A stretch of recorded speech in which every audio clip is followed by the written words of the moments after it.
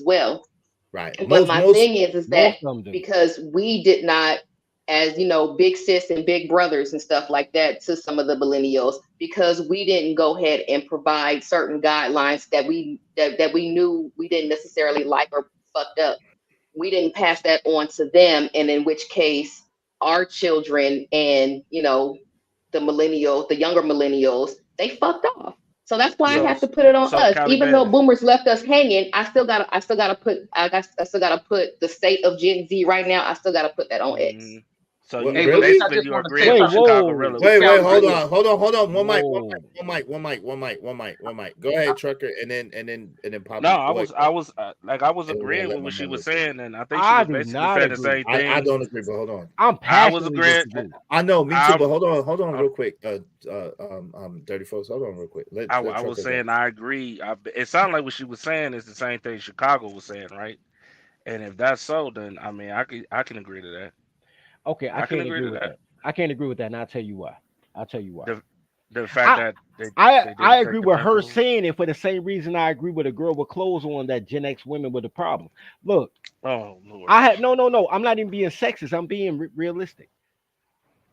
The way that you groom a young man is catching them at like 10, 11 years old, right? That's how you recruit. No matter what you're trying to recruit for, the Masons, a gang, whatever, right? A sports team, you catch them 10, 11 years old, you start grooming. Nobody fought against men grooming young boys more than black women, they mamas and grandmas. They pushed against black men because they were the feminist class. Like they were for like 1990s, 2000s feminism was pure. Now you're on some extra shit. But like 2000s feminism was pure. It was everything that the silent generation grandma wanted it to be. And I have friends trying to check me like, man, dirty folks, you can't teach that boy how to ride a bike. His mama gonna come out here cussing everybody out. Like you can't ride a bike. Oh man, we can't. No, you can't deal with their kids. That's the generation of women that was cussing out the teachers. You know what I'm saying? They were anti-authority to the purest form. So yeah, what she said is right for girls, but ain't right for guys because we was been trying to cuff. That's why we had to keep the baby shoot the mama song. Oh Lord. Here we go back to that. Oh I Hey, have no shout out idea what to, they're hold talking on, about. time out. I'm gonna let Lil King get in here in a second. Shout out to Dan Jones. He said no internet in high school. Damn, is he? Yeah, it's just the truth. No internet in high school. I'm a 2000. We still had a lot of the same ish you had in high school. Shout out to my man, Emperor Coach at 3 and 3 grade. Shout out to Free the Green. What up, bro? What's good? What's good? Free the Green in the building. What's the deal? Jimmy H TV is in the building. What's up, Jimmy H? 17 and pregnant was a millennial thing. It sure was. It sure was. Hey, Trinidad T said, I like to come up, but I have a hoodie on, Mr. Israel. As long as your internet is fine, you're good to go. It don't matter. And as long Fuck as you no. ain't exposing. No, you got to put on the suit, nigga. Hold on. Exposing that. Ratchet City. Gen X is the smallest generation. Yes, it is. Emperor Coach had 3 through the grade said, oh, hell no. No, you're not. Is when I was effing in high school, I wrapped that ish up. Yeah, we wrapped it up too. We wrapped it up. Yeah. What up, my brother, Little King. Gilded Quan says, so Freaknik was only older men hit young girls, Mo. Well, it was mostly older dudes. Because you gotta think about when Freaknik was. When Freaknik was popping off, it was like 96 was like the last real Freaknik. 95. 95 was like the last real. No. Hold on. Those were the last, but it was really popping 92 and 93. I know, And but 93. hold on, real quick, y'all. Hold on, real quick. I'm not disagreeing with you because that's what I was getting to. I'm saying the last Freakniks was 95, 96. So when it was really popping, it was 92, 93. But what I'm saying is in 92, 93, most of us was too young to even drive. So we wasn't going to Freaknik. Like niggas my age, it wasn't going to Freaknik. We was too young. So that's what I'm saying. Like when it That's really was not true. popping. My husband was born in 77, and him and his friends was out there at Freaknik Well, 93, listen, 94. his friends. Hold on. Him and his friends. Listen, what I'm saying. In 92, hold on, Cali Bev. In 92, I didn't have no damn driver's license, and I was too young to drive. So listen, I'm telling you, I was damn. You were also in another state. Yeah, I was. I was in North Carolina. Exactly. If I was in Atlanta, that'd probably be different. But I wasn't in I wasn't in Atlanta, so that's what I'm saying. Well, I wish I was doing at that time. Like, so maybe the people that was in Atlanta probably was, but if you was in another state, you wasn't getting there You know what I'm saying? More like I Well, was if you mad were in as F college, like because my I was supposed to be. I was oh supposed my to go in gosh, '96. is stop Go it, ahead. stop it. My brother was born in 72. Okay, if he was not in California, he would have been at Freaknik. He graduated in 90. So these Okay, are the well that's teenagers. They were still there. That's what I'm saying. I Like, know, stop but it. listen, no, but no, Cali Bev, you gotta admit that most of the people was older. They was not, most of the people They that were was all in. X. Hold on, no, they were not. There was It was boomers still there. X. There was boom. No, that's not true. There was boomers there too, in their 20 something, in their 30s. Come on, you gotta be real with that. Nah, There was bro. You know boomers what? there But too. it was Yes, still, it was. Yo, all X the out. It footage. was not mostly Hold on, boomers. It was hold not on, hold mostly on, boomers at hold on, Freaknik. hold I'm on, hold sorry. on, hold on, hold on. This is anecdotal, but most of the footage that I seen from Freaknik was my older homeboys, and them niggas was boomers. Them niggas was boomers. They wasn't Gen X. I They was don't know, boomers. bro. I kind of got to roll with Bev on this. Y'all got me agreeing with the girl. You know I'm mad, right? Nah, come on, But look, you know, crazy. no, bro, no, bro. Look, because when I made it to Freaknik, it was 95. It was the last year. It wasn't Right. 96 because 96 was a Atlanta Olympics, so they shut it Right, down for 95, 96. 95. 95 was the last year, and Okay. I remember going with my guys in 95. I was still a teenager, bro. Okay. That was the first year I could go. How old were your homies that went with you? In their early 20s. In their early 20s. Okay. So that But okay. So that, but go the ahead. niggas that was going there was like in their late 20s, early 30s. They still 1960s boomers. I mean, They was the older no, there wasn't. No, there 1960s Gen wasn't. X though. No, They there still wasn't. Older 1960 X. Hold on. 1960 Gen X though. Yeah, they older if X. you hold on, if you was 30 at the time, then yes, you could have been a boomer. But if you was 31, 32, 33, you was a fucking boomer. You was a But boomer. You bro, wasn't no, Gen Xer. because the Listen, at boomers the was still time, doing the 95. Freaknik. Hold on, real quick. The cutoff for boomer is 64, bro. So if you was a god doggone 32, 33, 31-year-old when Freaknik was going up, where there was a bunch of them, then you was a daggone boomer. I You got wasn't a that. Gen Xer. But if you were an older Gen Xer in 65 and I went in Yes. 95 and you 30, you still Yes. Gen X. Yeah, And if most you of the 30, niggas yes. was younger than 30. So it was older Gen X and younger Gen X. Fucking these hoes, bro. We had our free condoms from Planned Parenthood, nigga, the lifestyles that be busting, but we don't care. Look, nigga, we was out there with them free lifestyles. Is Michi and them Gen X? I don't know what year they was born. Wait, dirty folks, what's going on today, man? You got a fever or something? You agreeing with a woman? I know, bro. It's his fault, nigga. I'm mad. You see how upset? That's two What is women. going on today, man? Because I agree with the girl on him shit too. That's two women, nigga. Now I gotta go and fucking do 13 Hail Marys, take a shower and shit. Look. All right, we gotta get to oh, they put the son. I'm asking for the I asked Demetrius Flannery, they put Demetrius Flannery Jr. I'm asking for the dad. How old is Big Meech? Wait. I think say lifestyles for baby make. That's hilarious. Lifestyles be busting like a motherfucker. Yeah, because they too small. Like, yo, but that was free. I used to go for the lube. They used to give you a paper bag, like a lunch bag. There's that. Michi is a Gen Xer too. He's an older Gen Xer. Shout out to Big Meech. Let's go to this, man. Let's go back to the thing. Nah. We're not gonna skip past that. You owe an apology, sir. Nah, I don't owe you shit. Let's go. You owe an apology because you keep saying it's boomers and it's really a Gen X. No, it's not. You owe me 3 cash apps, nigga, and I ain't get them yet. So you have YouTubers making videos about. As far as just lyrics, that line got blurred, and now I think that the life is trying to imitate the art now. It's actually doing its thing because now you have rappers openly rapping about killing each other and the rappers' brothers and stuff, and you have YouTubers making videos about it and getting monetized off of it. So the ignorance is promoted. Is that new though? No, definitely not. Shout out to DJ. Never mind. Academic. Y'all know who he is. Don't get that clown. No accident. Yeah, that's a joke I do. Yeah, y'all know who he is. Small hat dude. Wait, said small hat dude. So the because I know Hit 'Em Up.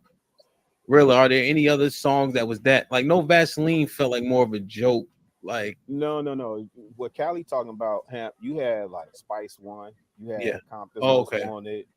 But here's the thing. What's up, American Negro in the building? Though, Cali, because that gangster rap was what really happened was like, especially in Chicago, when you got wind of an NWA or what was going on in LA, it's like, oh, that's what's going on out there.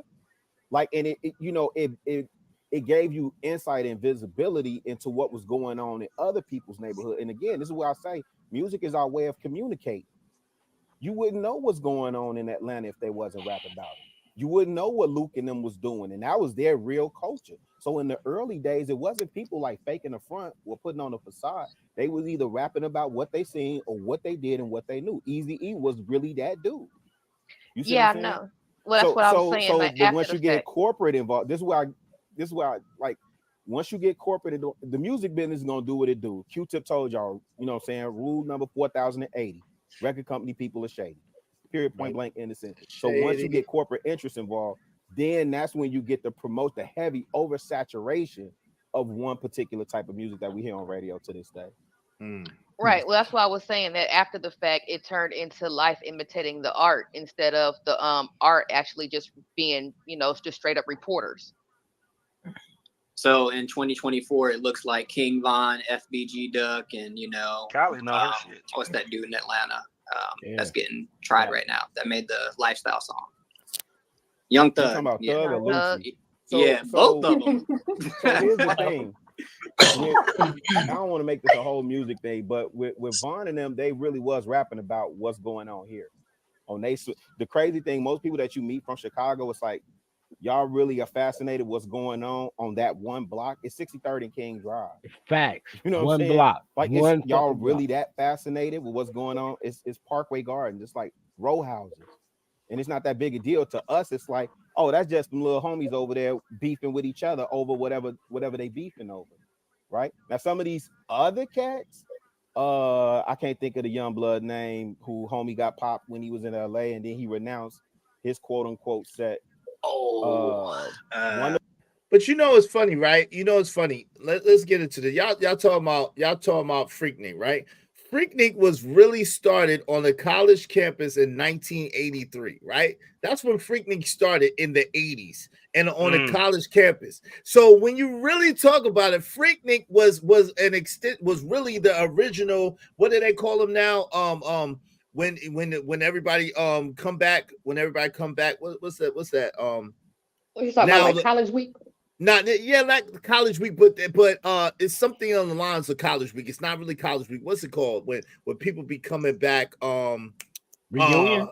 Homecoming? Homecoming. Yeah. Homecoming. Right. So that was Freaknik. Really was like a homecoming on a college campus in Atlanta in 83 in the 80s. So those people in college in the 80s were definitely not Gen Xers. They were definitely boomers. But anyway, I digress. But that just make them Wait, yes. trendsetters, bro. Hold on. Was the Freaknik at the HB or during homecoming week in the 80s? Like you said 82, 83? I said 83. I said 83. All right, so before I don't think it was called started Freaknik, as a it was called cookout. something else. It was started as the cookout.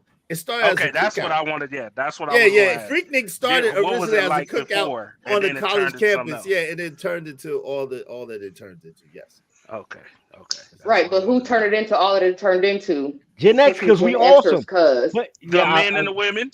No, she's right. God damn it. Look, anyway, in Chicago, It might have been don't matter 86, what not generation 83. shit. It might have been 86, not 83. No, but in Chicago, we have something called the old school picnic, where you play disco music, deep house music, old school picnic.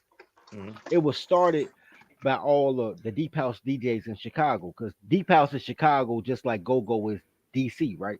Okay. And when they started, it was $5 for a ticket and like maybe 2,000 people to show up.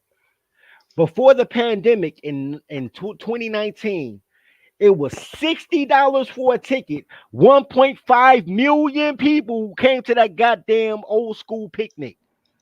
So the people who started it aren't the people who supported it, right?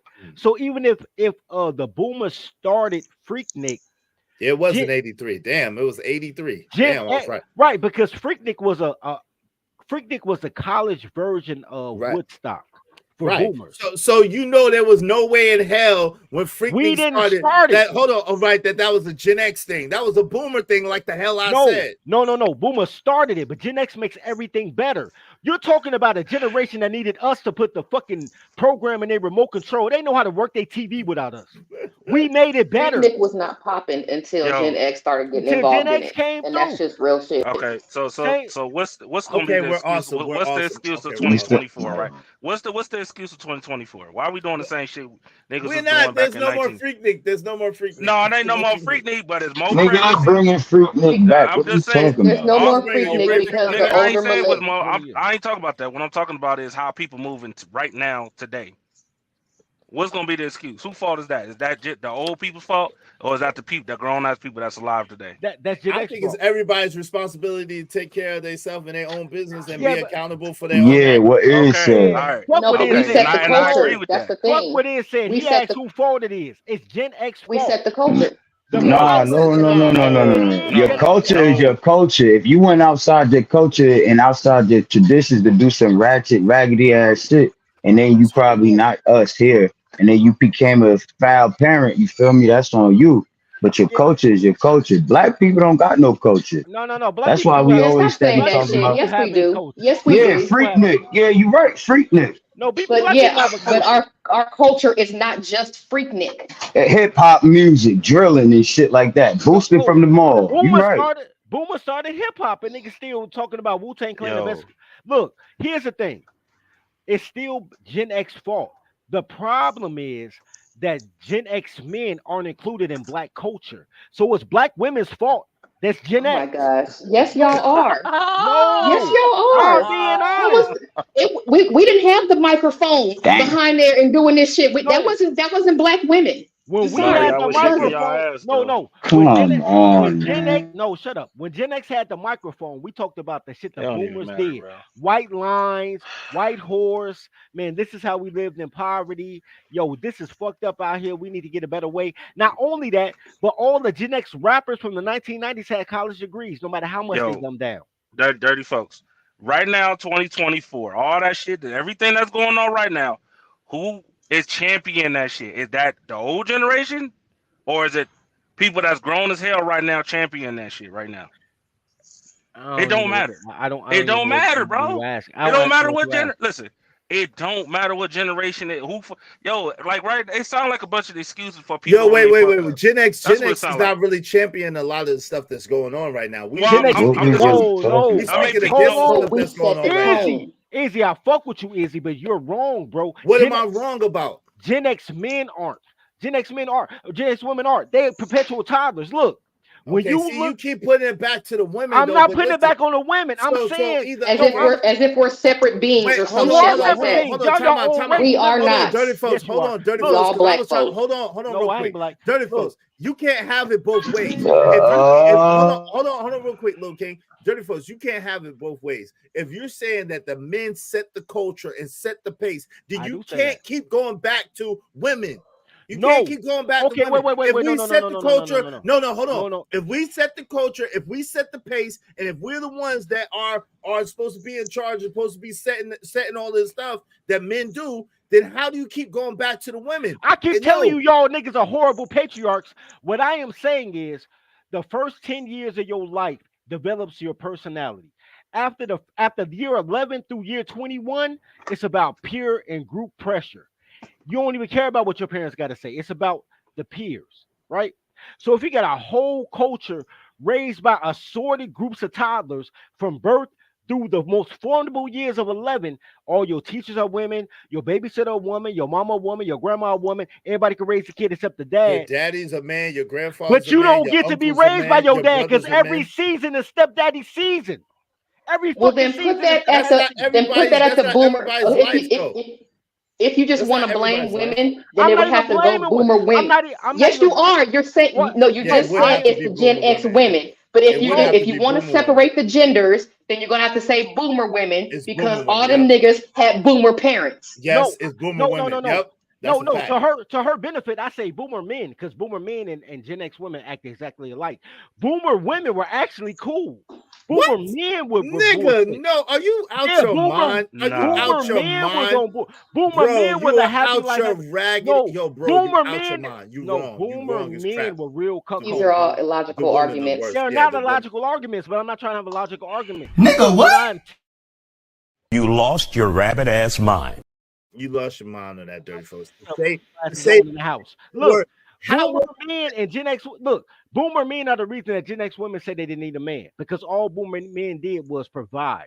They never show protection. They never gave leadership. They never gave lessons. So women were like, "Yo, I'm a dumb bitch, but I got a job. I could provide. I don't need a man," because they were emulating what boomer men did. So who is teaching these women what, and who is teaching these men what? If you Silent talking about generation women performing, were teaching. Silent generation women were teaching. no, what are you talking about? What is no. Oh Lord, I ain't no? saying that's a bro. negative. Black people are the only culture that let women teach their kids. So Yo, Nah, boomer, bro, bro. wait, so hold on. We silent Nah, can't have it. generation bro. women. Hold on, stop. Hold It's on, not. hold on, dirty folks. Don't get frustrated. Let's have a conversation. Because bro, I can't, I'm not following you. I want to follow you. I'm You going just downstairs. I said, gotta charge my Bluetooth. I'll be all right, back. shout All out to right, you. man. Just salute Cali Bev. Shout You out to said, Bluetooth. you stupid. You said that the women were raising the men and they got their game in their game for the women, right? The women, do you talking about Gen X dudes? Gen X dudes' parents were boomers. They were not silent generation. No, Our they were parents were, not. They bro, were wait, not. hold stop. Do you understand? Hold on, real quick. Boomer goes from 1946 to 1964. I That's when Boomer understand that. goes.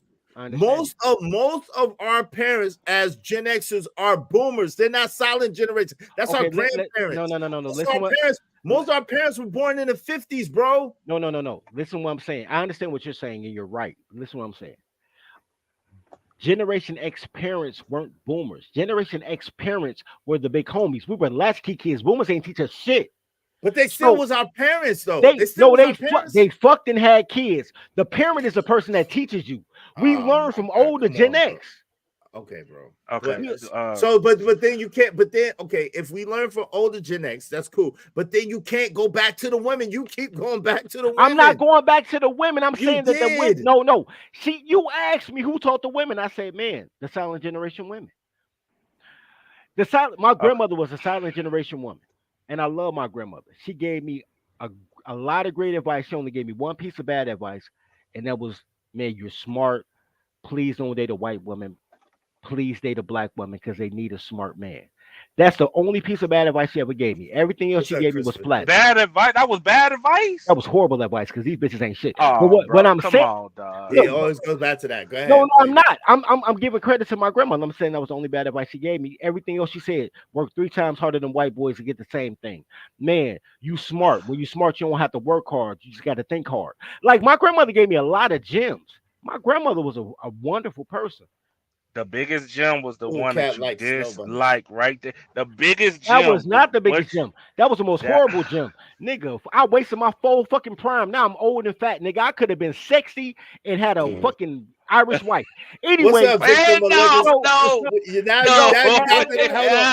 No, Hold he on. You did. got No, them he did. saying that we hate accountability, dirty folks. This is all your fault. Oh so, What's up, man. Olympus? what Hold I'm on. what We I'm hate saying accountability. is It's all dirty my folks' fault. grandmother was also a bra burner.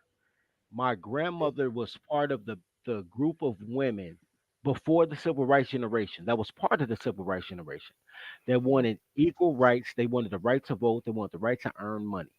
My Was she born in the 30s? Your Bro. grandma was was born born in in the 30s? 1919. My grandmother, Oh, both my it's, grandparents were born in okay. 1919. God bless them. God bless them. So you have So old. So your parents are older boomers. Your parents are older then. yeah, they had me. They was in their 30s. Oh, okay, yeah. So That's why you. That's why so you. so, but my grandparents was born in 1919. So you might as well say Okay. 1920, right? So my whole thing was her battle was for basic human rights. That was the origin of feminism. Give us the basic. That's the equality thing. Can we get a vote? Can we save money? Can we own property? I have no problem with that. But when they started talking about their victimhood to their daughters, which would be the boomer daughters, because I got an auntie too, they went wild with that shit. And then because boomers don't raise their own kids, now they gotta raise their grandkids. So now you listen to the shit that my cousin's talking about, this Gen X. I'm like, yo, y'all bitches out y'all rabbit ass mind. So you can go astray from the fundamentals because girls don't have comprehension skills. So they just did extra shit. But bro, okay, I'm we disagreeing. like okay, I hear what you're saying, but it doesn't. To me, it doesn't tie into this conversation because you're saying that Gen X men are to blame, and I'm trying to understand how Gen X men explain that without it saying anything about women. Because Well, first of all, everything's men's fault. Men's fault, men's fixed. But I didn't say Gen X men were to blame. As a matter of fact, the reason that I trucker, literally heard you say that. no, I didn't say. I said women, and then y'all got mad. Like, don't blame women. So I can't. No. If you said Gen X women, I would have said, oh, okay. But go ahead. You said Gen X. You said the silent. You said the You said silent generation. yeah. You I'm said the like, silent generation. You said I had a this. different. No, Hold on, but let him finish. Let him finish. Go ahead. what I I was- said was I said Gen X women and baby boomer men are the same people because baby boomer men are nothing but women with phalluses. Okay, you They said that. so you're looking at a group of motherfuckers that suck dick, suck penis, and Oh then Lord. wore panties on the outside of their pants like some Okay, fucking DC comic okay, I got you. superhero. What that got to do with Gen X men though? What's your position on Gen Gen X men? X, Because I Gen said X, who's no, to blame? no. You said Gen Okay. X men, we gotta fix it. That's what you No, said. I didn't. I said Okay, Gen so X what men did you have say? to fix it. You asked no. You just switched the question. I The said who's question to was blame? no. The first question was the culture question. I said Gen X women. Now you're asking who's to blame, and no matter who you blame, it's always going to be men's fault. So even if it ain't your fault, it's your fault. Okay, so my disagreement with the silent generation, bro. You know how many side that the great grand big mama the that generation actually helped. Like, nigga, the only reason I'm even have some type of different aspect is because luckily enough, my grandmother from that time was still alive and took me around the other men. Now, my mother was 19, that she was born in 1971. Uh, she was just running the streets. You know what I'm saying? But my great grandmothers was literally taking me Wait, to the men. 1971. That's the Gen Xer. Right, Nah, right. yeah, she But I'm did just it. saying, the only reason I even have any type of sanity is because of them two women. But You know what trucker, I'm saying? what's When the I was with my disagreement? mom, she didn't take me to the men. She didn't put me around other men. It was a bunch of bullshit that I had to see. But because my great grandmothers were still alive during that time, you know what I'm saying? They took me around the men because they understood I need to be around men. What's the My mother, on the disagreement? other hand, bro, No, you trucker. What's the disagreement? you said the side. You said the I just silent. gave You my just said the grandmother silent. all type of kudos except dating black girls my age. I just said my grandmother was awesome except giving me dating advice. So what's the disagreement? I think silent generation women were awesome. What's the But what? disagreement? But you also But you said just that said. you I think thought you Boomer just said women were it was awesome too. terrible. How could you think Boomer women are awesome? That's You what just I can't understand. I didn't say he boomer said women were boomer. awesome. Oh, I Yes, thought he you said the did. boomer I women was said boomer. awesome. No, I didn't. I said You And the did generation say women that. silent. You were must have awesome. been. Hold on, time out, trucker. You said that. You must have meant. I meant Silent silent generation. generation. If I Okay, said because boomer, you I literally misspoke. said Okay, Boomer all women. right, I'm like, okay, what? If I all right. because That's that's why we was sitting there like, right. That's Because he what we what? just like. asked me. What? No, because he asked me. I was Right. like, my grandmother was born in 1919. We had to I help. know. I But missed. If I said before it, that, before I misspoke. Silent yeah. generation Okay. women were Cool. great. All right. Okay, I got you. I What misspoke. about I Boomer women? apologize. What about Boomer women? What do you think of them? Fuck them bitches. Look, Okay. boomer women were the first No, generation of don't say women that that. got to. I'm No, not no, saying I boomer. don't agree with that, No, but boomer women were the first generation of women that got to choose her own man, which is why it was okay. stepdaddy season all the way through the 70s. Mm, mm. Generation X Callie women, Bev, Generation X hold women on was real like quick. hold my beer, and that's why we had keep the baby, shoot the mama, because they were stealing kids. I So got you. You anytime a said that. Hold woman on. gets to choose her man, it's a bad situation. Okay, Silent but this generation is was the the first thing. Hold generation where the on. dad Gen X, chose the man for him. Callie Bev keeps saying Gen X set the current culture. I disagree with that. Gen X, we never had a turn. Like the boomers are still setting the culture and still setting the laws and still setting the thing. That's the boomers that are still doing that. So I don't understand how y'all could blame Gen X when we never was up and we never got a turn, yo. We never got a turn to set laws. We never got yes, we created rap music. Yes, we cultivated music and we cultivated style and stuff like that. So if you say in that term that we set the culture, okay, I might can see it from that direction. But if you're talking about legislation, if you're talking about rules, if you're talking about regulation, if you're talking about how the current system and society is, Gen X never had a chance. Shout out to Cali Bev, she came back. What's up, Cali Bev? I'm saying, excuse me if I'm hot, whatever like that, but I'm saying boomers still have the lock on politics, but I'm talking about Black culture. We set the tone for the current culture. That's all that I'm saying. Gen X women we were shaking our ass to Luther Campbell or whatever like that. Gen X men had to rap. Okay, y'all had the mics. We had the backup dancers. That's what I'm saying. When we look at the current culture now, when it comes to hip hop and all that kind of shit like that, and hip hop culture in and of itself, that is us together. The women are out with you. Hold on. And everywhere else, and the men are sitting over here rapping about some shit that they didn't do yet. Then they go ahead and they do it, and then they go ahead and they rap about it. You know what I'm saying? It's art. It's art. I mean, it's life imitating the art. But the problem. Hold on, real quick. The problem is it's been a shift, and it's been a big shift, and the shift has been shaped by the politics and by the political climate of the world. Let me explain that real quick. Check it out. Because our generation, we never,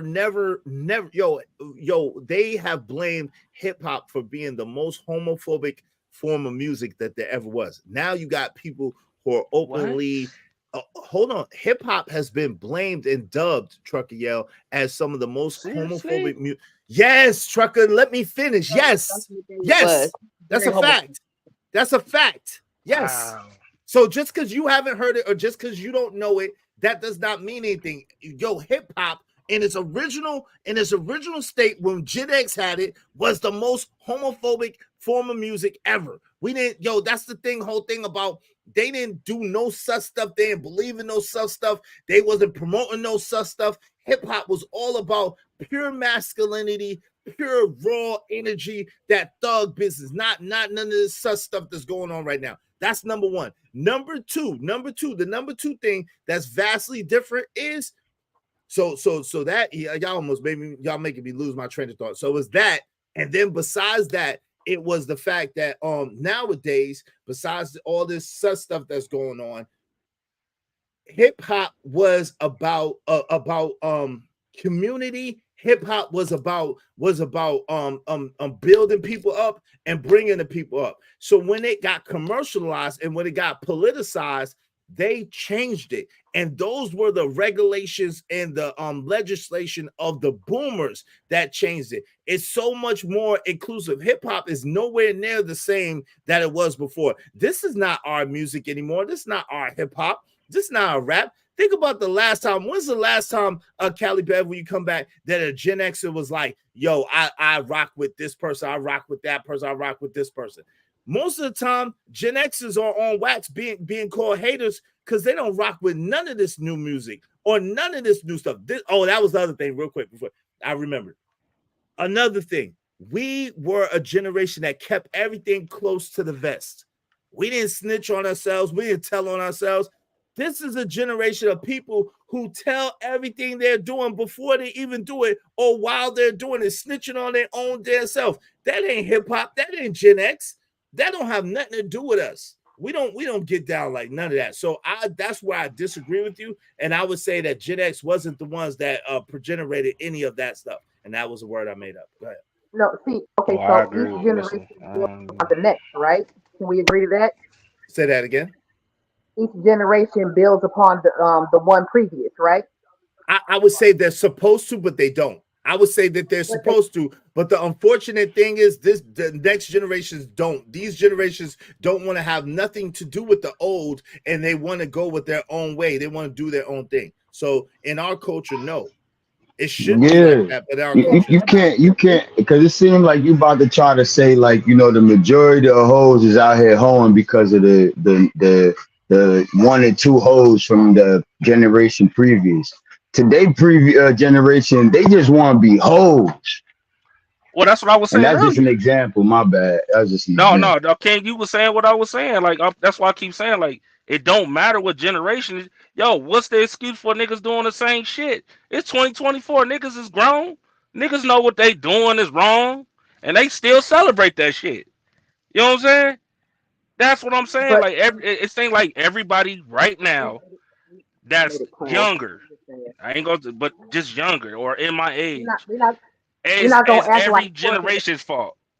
It's We ain't everybody gonna else's act fault. like It's not twerking ours. and we ain't gonna act like twerking is not Doodle Brown 2.0 because we know that it is.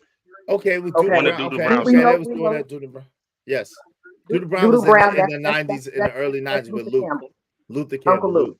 Doodle Brown, And we're Doodle not Brown. gonna act like drill music is not gangster rap 2.0. But Okay, you know the but difference Okay, is so though they what's the didn't have excuse now? hold on, they Jay. didn't Hold on, have hold on. hold on they didn't have Two Live Crew that was just the way that they doing it right now. Two Live Crew, you have to buy an album just to even hear all of that shit. Throw that D. When you say Doodle Brown, you talking about something that's closer to the 2000s.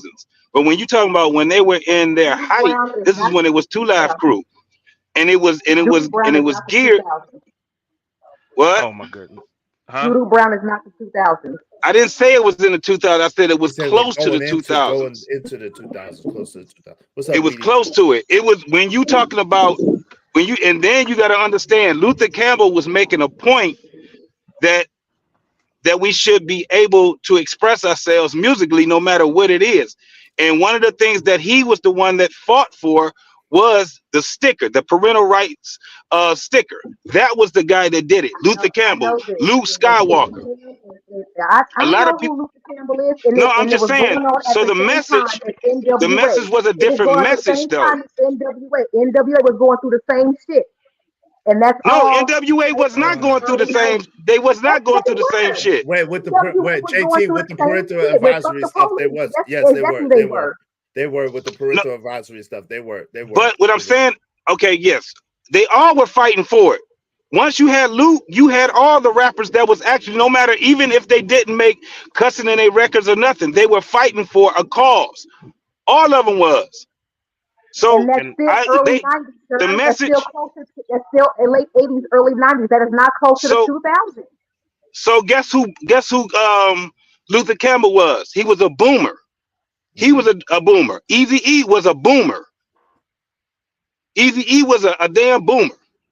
So what we're talking about is when you look at it now and compared to what it was then, you don't have Gen X's fighting with Gen Z's or fighting with the same cause because the Gen Z's have no cause. They have none. They just want to do shit. He's right. Luther Campbell is a That's it. boomer. That's all I keep trying to say. That's When it. they birthdays? Because I'm on my phone, I can't look It's it up without getting 1960. dropped. Wait, Luther Campbell is 1960. Hold on. Let me say Easy E. His birthday is in 1960. Easy E. Hold on, real quick. So I he's think right about that. 1963. 1964. He's right about both of them. They're both boomers. Easy E was born in 1964, September 7th, 1964. He's a boomer too. Okay, He what was a about grown man hanging around a bunch of damn teenagers. what about Dre? What about Snoop? What about the rest Dre of them was on the Dr. line. Dre is close. He's an older ex. He's Yeah, an old ex. These he's guys an were. old Oh, I age, was in. 65. Generation Yeah, X? I 65. graduated in '91. I was in junior high school listening to What Live are we Crew and talking about? NWA and shit like that. Right. You're Yeah, Suge and them was 65. Suge was 65. Okay, so Dre was 65. So and Cube and them was 69. But yeah, they're older. They're older. Yeah. Go ahead, fam. What do you want to all say? right. So yeah, So what's the Generation X, like I said. excuse? Thank you. What's the excuse for niggas my age and younger of what they're doing? Why you think they continue to try to blame it on other generations instead of just blaming it on their own goddamn selves as individuals? Niggas is because niggas is lazy. Niggas is soft. Niggas don't have no No, moral Okay. or no moral compass today, because even when you got the older guys trying to tell them like, hey, look, matter of fact, look at me. This is the experience I have to show you, nigga. They like, yeah, you failed, nigga. So and then fuck around, still go on down the same path. Okay. Them young guys don't pay attention. They don't care. Right. And that's what I'm saying. Like it gets that like this generation conversation is like dick and pussy conversation. It's like, yo, we know what the problem is, like what his show was talking about, right? What the fuck? Why did niggas just keep trying to blame it on everybody else? It's everybody else's fault instead of what's going on right now. You got You know why, Chuck? you got other greater inventors that was scared, that was able to invent some shit to save their ass, that made it safe of a generation in society today for these young niggas. That's all, man. Nah, I Yeah, don't think bro. it's that, bro. I think that nobody was taught to take accountability. And as we got older, we But learned what accountability was, but nobody What? wasn't really taught to no, take You but nah, accountability. don't do that, yo. Hey, Don't hold do on, that. hold I on, hold hate on. hearing shit like that. My bad, but you talking about young boys. At the end of the day, you want to take accountability when you fall off a bike. I bet I gotta keep my balance. You fucking losing a football field. I bet we gotta train harder. Hey, I don't do push-ups. Fuck it, I'm gonna be skinny. Fuck it, these pills right here gonna have me tossed up, but I'm gonna be turned up. This Gucci belt right here going like these motherfuckers know about accountability. They just take yeah, the they wrong type of What? yeah. accountability. So no. Let me rephrase. Let me re-say what I said. Then. All right. What generation don't take like what generation like this new generation don't take accountability? Nah, the generations before, yeah, we all take our accountabilities, but they Not wasn't all of raised them. to be taught. No, bro. This is bad right now. I'm gonna be honest with you. Well, it's bad right now to the point where again, people know what to do. They just afraid. Either they afraid to do it or they not gonna do it. Like literally. They scared, man. Yeah, It's like remember on some. remember back in the day. I think last week they was talking about something about right. Whenever y'all was talking about the rites of passage thing, that's the thing that kind of took you out of your fear. You know, you got you gonna be the scared motherfucker. All right, no rites of passage for you. Back at the end of the line, the motherfucker that said, "All right, I'm Yeah, scared." You go through the rites of passage. All right, bro. he's gonna be fearless. We're gonna support him in him becoming a great Niggas. warrior man. They ain't got that type of shit Yeah, going on because today. They took out yeah, all the because remember it's like NFL. We used to. Oh shit! It's my audio went out. Give me a second. Go ahead, Chuck. no. I was saying like that's the point what I was saying yesterday because as y'all saw yesterday, well, nigga, you can't do this. Or well, people get mad at me when I say, man, whoop your kids' ass. If they need their ass, get their ass, whoop their ass. Nah, you can't do that because of the system. You know, it's like, yo, at the end of the day, the same people telling you you can't discipline your own kid is the same people that would lock your motherfucking kids up in a heartbeat. You know what I'm saying? So yo, it's really up to y'all how y'all move in y'all household. If y'all want y'all family to be right, then y'all gonna have to start putting in the work to do it. I mean, disciplining your kid, even though you don't like it. I mean, being on the outside instead of blending in. Because again, we got a lot of parents, or I ain't even gonna say parents. We got a lot of people that go along, get along. That's why I say it starts at home first before anything. We saw this shit happen yesterday. What a girl said loud and clear, it the government should pay her to be a fucking parent, and that shit was sad. Niggas was laughing about it, but I wasn't laughing about that shit. All right, yo, let me Question, pay I got one. hold on real quick. Go Weedy, ahead. let me pay a couple of bills real quick if y'all don't mind. Give me one quick second. Shout out to my man Romello 747. Excuse my back. I appreciate you, bro. He said $5. My man Romello said, I'm starting to think people you are born 1975 to 1985 have the same mindset. Yeah, I think so too. That's why I say I think that I really think that I'm of the strong persuasion that people in the 70s and the 80s, like the early 80s, need to be clumped up in a category rather than the 60s Gen Xers because they don't share the same type of mentality. But I do believe that. That's really close to the truth. Yo, Ramel 747, excuse my bad, $5. actually Gen X wasn't fighting no one. Everyone started out with our name in their mouth. Now we are fighting back. Shout out to my man Romelo 747. Excuse my bad. Let me read these real quick. Hold on, real quick. American Negro said Compton is a real thing. I saw a fatty with a Compton beanie way in Portugal. Wow. Okay. Shout out to Lauren Mack is in the building. She said, but Gen X is the parents though. Not to millennials. They're not. Not to most millennials. They're not. They even regulated what we saw on TV. Shout out to Robert Williams. Romelo 747, excuse my back, said you can say the same thing about Motown when white women started to listen to our music. Robert Williams said Gen X was fighting to be heard. That's a bar. Lauren Mack said, if you watch the show, you will see why Gen X doesn't listen to older people. Yeah, because they don't want to listen to older people. They think that someone's trying to tell them what to do, and we don't listen to them, and we don't think that they know, and all that other blah, blah, blah bullshit. I still think the 90s was the best era. Me too. Lauren Mack said, every generation has their version of struggle. Their current struggle is lack of leadership. Yeah, and direction. That's a bar right there. All right, go ahead, family. What you want to say? I just wanted to push back on Trucker for a second. You Yeah. said discipline a child, right? But I said a isn't lot of people are discipline afraid to part? just. I'm Yeah, sorry. but Go I'm ahead. saying you said most people should discipline a child, right? Yeah, If your should be. child need to be disciplined, he or she should be disciplined. But isn't that a Hmm. part of teaching them accountability? Yeah, but a lot of people don't do that. See, when I say discipline, it's not just a. You just don't get your ass whooped for no reason. You get your ass whooped because you did something that was out of line. Whether you was in a store, school, around family, all of that. But again, a lot of people today are scared to check their kids right there on the spot. It doesn't mean you got to get your ass whooped. It's just the fact that a lot of people are afraid to check their kids. A lot of people want to be friends with their kids. A lot of people put a covering over their sons. You know what I'm saying? Instead of being honest with they with their sons and trying to make them into men.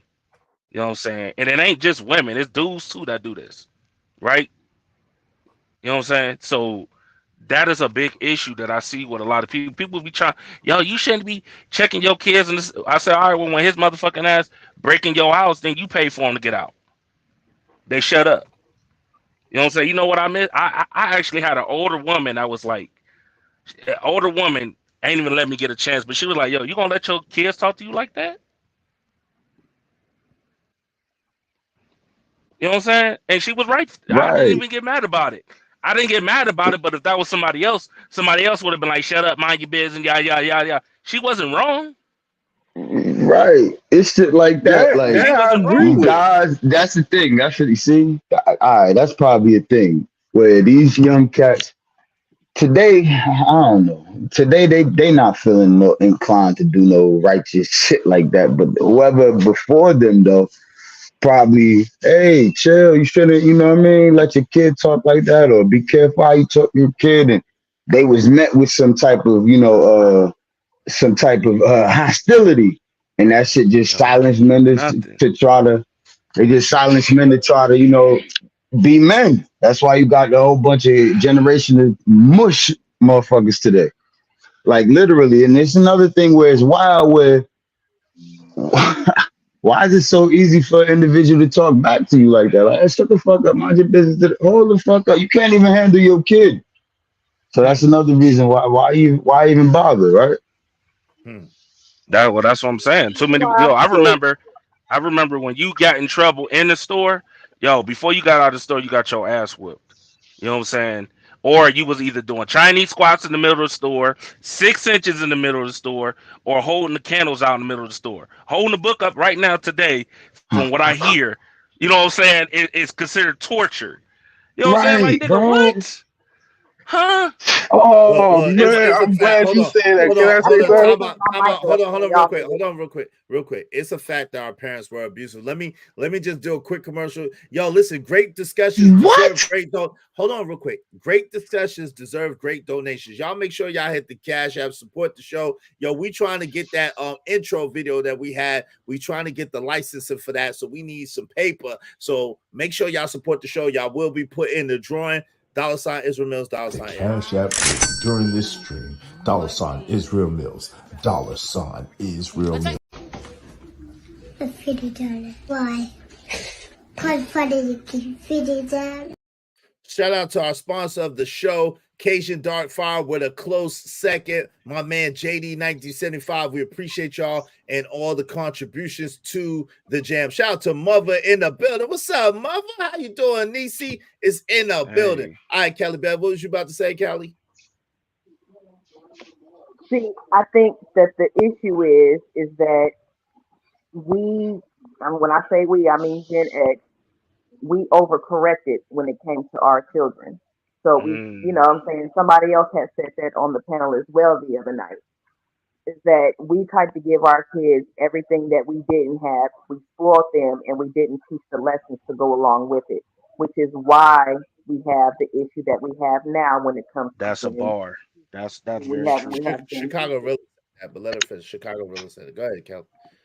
Yeah. So I mean, and that is part of the issue. Now, as far as the moms that are saying you can't get into my kid, I think those might be, you know, some millennial moms or whatever. I don't know. I can't necessarily say that for sure, but I don't know exactly know where to place that on the spectrum. But that is the problem with the reason why these kids are out of control now is that we did not set parameters when they were younger. I That's agree it. with that. And what Cali Bell got to Hey, say? agree Lauren with Matt, that. my Yeah, bad. hold on. We gotta let we gotta let Weedy 504 get in there. Go Oh, ahead, my Weedy. bad. Okay. Go ahead, Yeah, Weedy. because I definitely agree with that. And as far as the part where you say you don't know who to put it on, I said it's 50-50. I said it's 50% Gen X. The that would make them the youngest ones. The youngest ones is the ones closest to the millennials, right?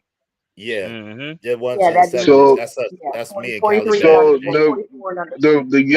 the youngest Gen X's and these older millennials is the reason why a lot of these kids is talking back nowadays. Oh, No, because when they hell would no. hear me out. When we was young, kids was made to be what? Seen and not heard. Right? Now when they wanted to be heard. So when their kids started to grow, they let their parents start to say what was on their mind instead of putting that kids are meant to be seen and not heard. And Mm-hmm. that was started this ripple Exactly. effect all the way Mm-hmm. down the timeline. I'm not saying all the Gen X and I'm not saying all the millennials, but it started between us two groups. Mm-hmm. That's I don't like think what it Yep. started Lauren That's Mack between true. younger. said. It didn't start That's between younger That's Gen that. X though. Younger Gen X was telling them kids they still had the energy to spank them kids and to whip them children. Now I'm gonna be honest. We did probably spank our children a little. We didn't do as much as our parents did, and we spanked them a little less than our parents did. But we was still spanking children.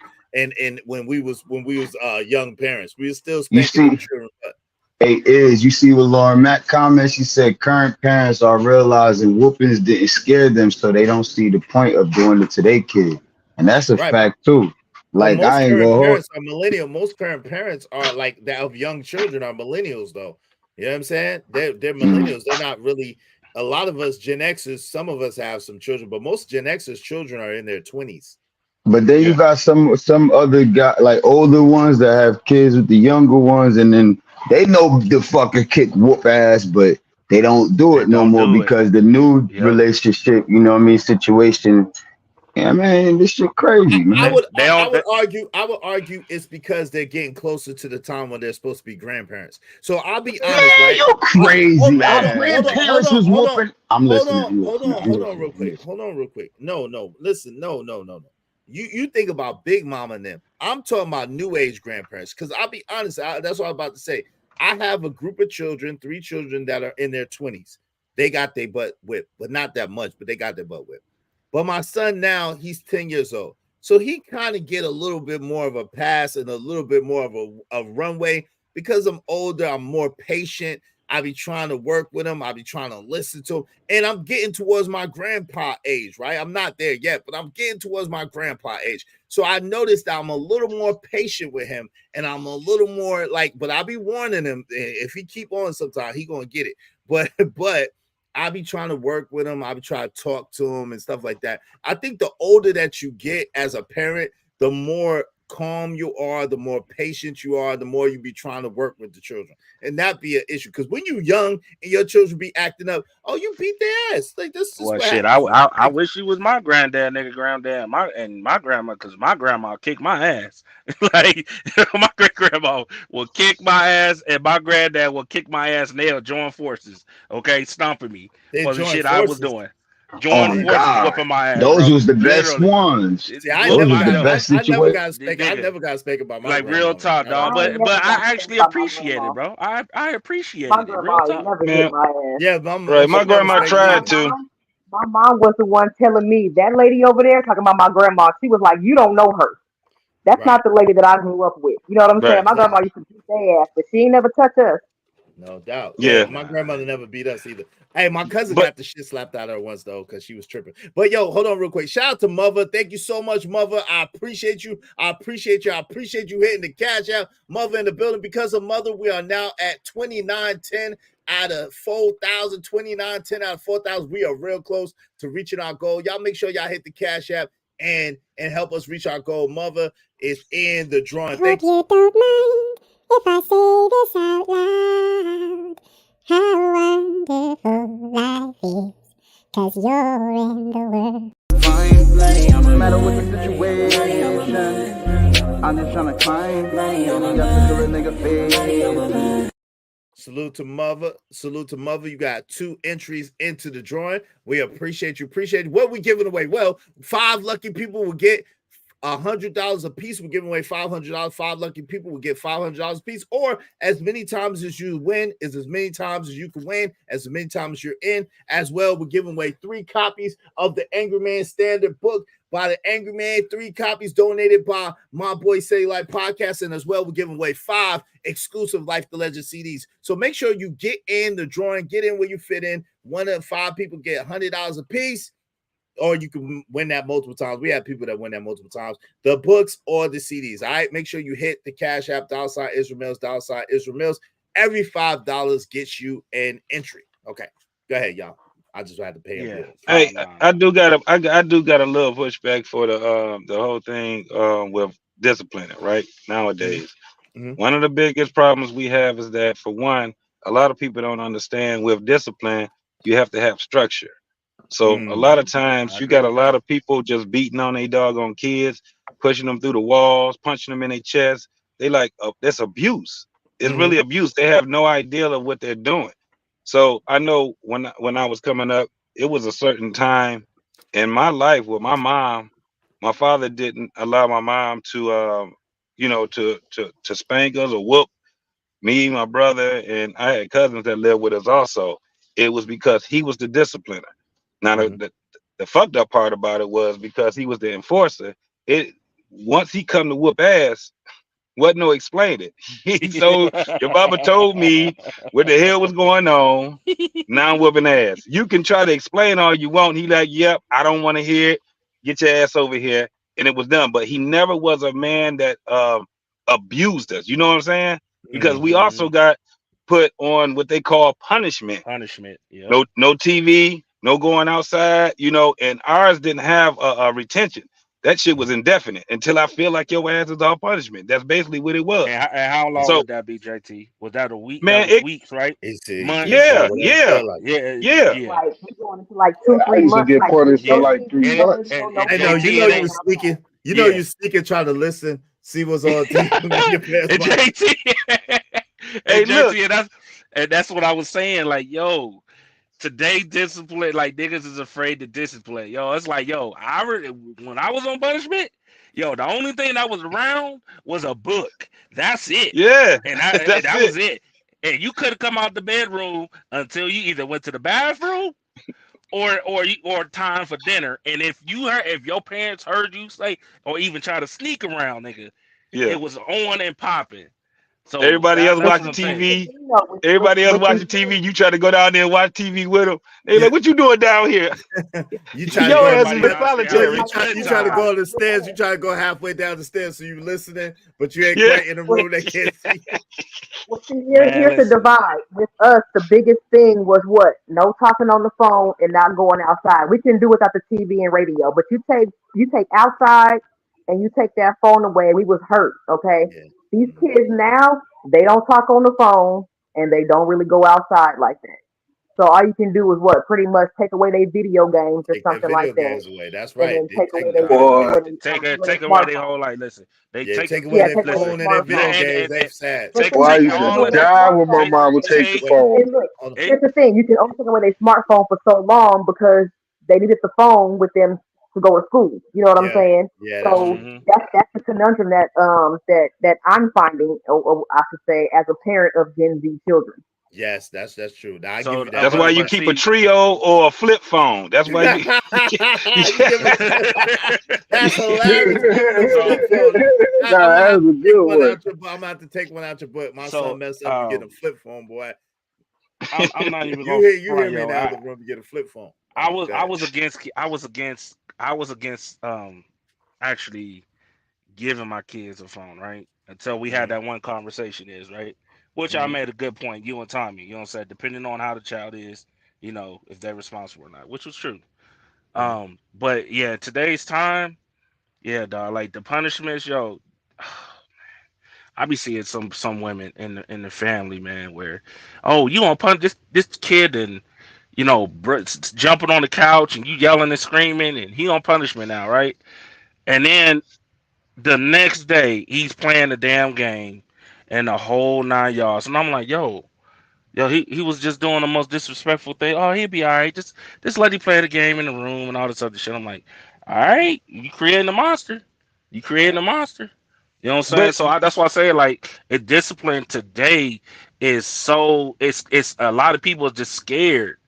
You know what I'm saying? Don't you, nobody want to be a parent anymore because like we just heard somebody say, I don't want. She said, what the fuck did that woman say? Oh, the other one I was talking about, the woman with the 8-year-old son. mhm. She said she don't want her child to hate her. I said, man, fuck if the child hates you. I don't care if the child hates you. The whole point is he growing up to be a damn man. Let him hate you while he taking care of his family. You know what I'm saying? Let him hate you. He can hate you all you want, but you making sure he gonna be a successful man. Which one of you be Yeah. 36 with fucking, multiple baby mamas and he's still living with you and you paying his child support? Because you do have mamas doing that too. I don't know So that. that's the Hey, shout out to Christopher J. 499. I got you, JT. I'm gonna let you in there. 499. The more you search and seek to exercise other forms of disciplinary options versus physical discipline, the more damage you have done to the child. Bars. I appreciate you. Thank y'all very much. I got money.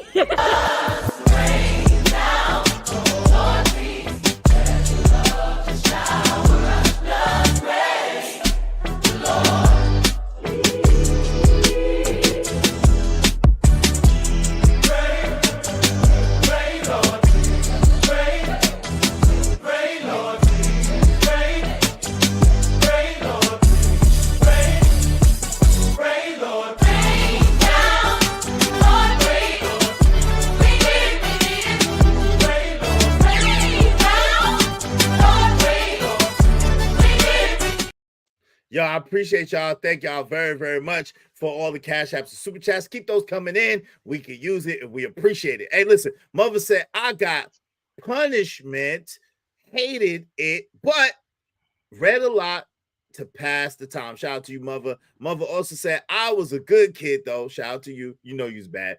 No phones, no PlayStation, no TV. Cut the Wi-Fi off, my man, JD1975. Turn off the Facts. Wi-Fi, to call it like I see a show. Facts. Go ahead, my man, JT. Get in there, man. What say you? So yeah, so I know the way that I even with myself, the way that I kind of like structured with my kids was that, for instance, with school, if you was getting C's and D's, that's what you made. Because I made it important to live with us. My parents never made it comfortable for us to want to stay as a as an adult, right? So the older I got, the more uncomfortable it was to live in their house, right? Their house was not my house. So we did the same thing with my kids, but I didn't really have to do it. Like I have a millennial and I have a Gen Z. They were ready to get the hell on because their mom, she went to college. So what she told them was what college was really about. Me, I was in the military. I traveled. So they wanted to travel because they heard all of the stories. One of my daughters was born in Germany. So her whole biggest thing is she wants to be able to go over to Europe and all these other places and visit and stuff like that. But when they were doing bad in school, they were getting, it was just like that. You're not getting all the other shit that we can afford to give you. That shit is either taken and you're gonna have to work to get it back, or you're just not gonna get it. Just like my parents told me, if you getting C's and D's, you're gonna live a C and D life. It's gonna be below average. If you keep shooting for mediocrity, that's what your life is gonna end up. This is why we are, we punish you and things. We not trying to punish you, but what we want to do is correct your behavior. That was what my parents told me, and this was like in the 70s, 80s, and the 90s. By the time 91 got there, man, I was ready to get the hell on anyway, because I was in 11th grade. My father was like, what do you plan on doing with your life? And that shit seemed like he was asking me a hard ass math problem, because I was like, I'm a chill for the summer. And then I go, I don't know what I'm going to do. And I was talking that bullshit. And he said, well, let me tell you right now. Now, this was the fucked up part. Rent is going to be $350, and you have to kick in on the light bill. You got to rent that room when you get out. I knew that wasn't going to happen. What they were trying to do is put the fire up under my ass. That's what my Because dad did to me. as an adult, when I fell to the wayside, they always had their home open to me. My parents missed me. 18 years old, I was gone. The last time they saw me, I was 23 years old. They missed me. That's what we have to start doing with our children. We got to get it struck. We got to have structure. A lot of parents don't have structure. And a lot of times it's because they don't know how to have boundaries with their kids. They want to share everything with them. That's the problem that we have with these generations. Now, the craziest part is they don't have a bunch of brothers and sisters and cousins that they hang around a whole lot. A lot of them don't. And the ones that do, those cousins and older cousins and stuff, they're probably bad influences on them. It's easy to be a bad influence on your family member now. I don't want my kids really being around a whole bunch of people on other sides of my family. Fuck that. I see how them kids turned out. I seen how how their parents turned out. I got cousins that are in prison right now, been in prison for 25 plus years. They ain't been out since they was probably 19, 18 years old. My parents already knew, and they kept me away from their ass. They were my family. They loved them. I seen them at family functions, but I couldn't spend the night at their house. I couldn't hang out with them. None of that shit. That's what we have to do. That's where one of the disconnects is. Yeah, and narratives dialogue said he's a real father. Hold on real quick. I'm gonna let you get in there, trucker. Let me just read these real quick. Abby Wadi said, I'm checking them wherever we at. And anybody that got a problem with it, I'ma check them too. Shout out Abby Wadi. And Robert Williams said Gen X had a real respect for God. Now they say he don't exist. Wow, that's a good point. Outside said, if you didn't get smacked as a kid, there is a high likelihood that you are not the battle tested to also connected to masculinity and testosterone. Wow, you gotta get smacked as a kid in order to have that. All right, go ahead, Trucker Yell, and then Cali Bev. No, what he was saying was right. It's very accurate. Like, y'all already know I was like, once I turned 9 or 10, nigga, I was ruthless. So, um, once I started living with my dad, that shit changed. And one of the things my dad did with me, which I plan on doing, is when I turned 18, that fool got an apartment. I'm thinking we moving somewhere. That fool got an apartment and basically had me and my brother in there and was like, yo, y'all responsible. And he banged out. He stayed over his girlfriend's house. So me and my brother at the time was like 16, I was 18. We had our own crib. Now I still had to. He still took care of it, but it was our responsibility to make sure it stayed nice and clean. The furniture stayed nice. We washed our own, like really washed our own dishes, locked the doors, all of that. Like we was grown, and I still had to put money on a bill, here and there. But I still had to give a little bit of money towards the rent. You know what I'm saying? Which helped out a lot. You know what I'm saying? So Did he yeah, give it that's back? definitely Did he give it back to you when you moved out? yeah. When I actually got my very first apartment, Mhm. um, he gave me all that money back.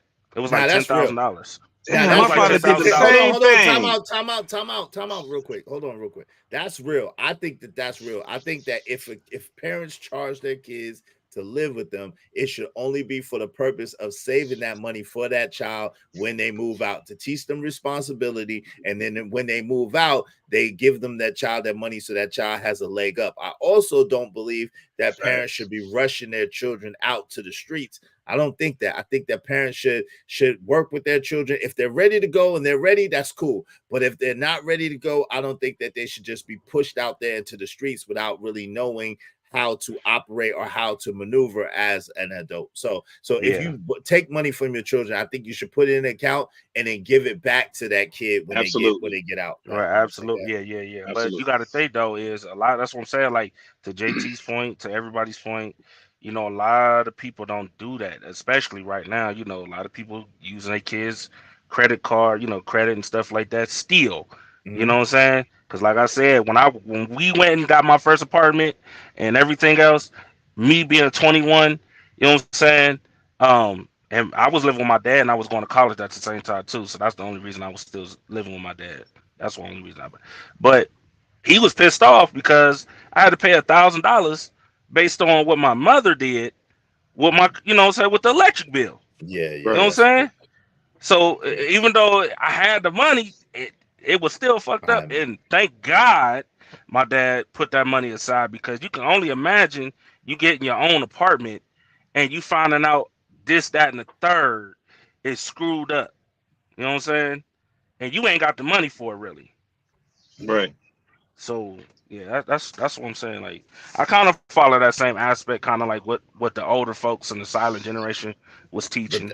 But that's one of the things that we could do real quick. I know you want to get it, JT. I got you. That's one of the things that we could do in order to help move it forward. I think that we need to start, us millennials, older millennials, Gen X, boomers. If you're listening, if you got kids, we need to start making sacrifices more for the generations ahead. Like it's kind of, we kind of did most of the things that we wanted to do. We kind of did all the things that we wanted to do in life for the most part, right? There's not too much we haven't seen. There's not too much we haven't done. But the younger folks around, we need to make sacrifices so they can have a better life in a better way. You know what I'm saying? I really strongly believe that, right? Real quick, let me read these. I got you, JT. You in there.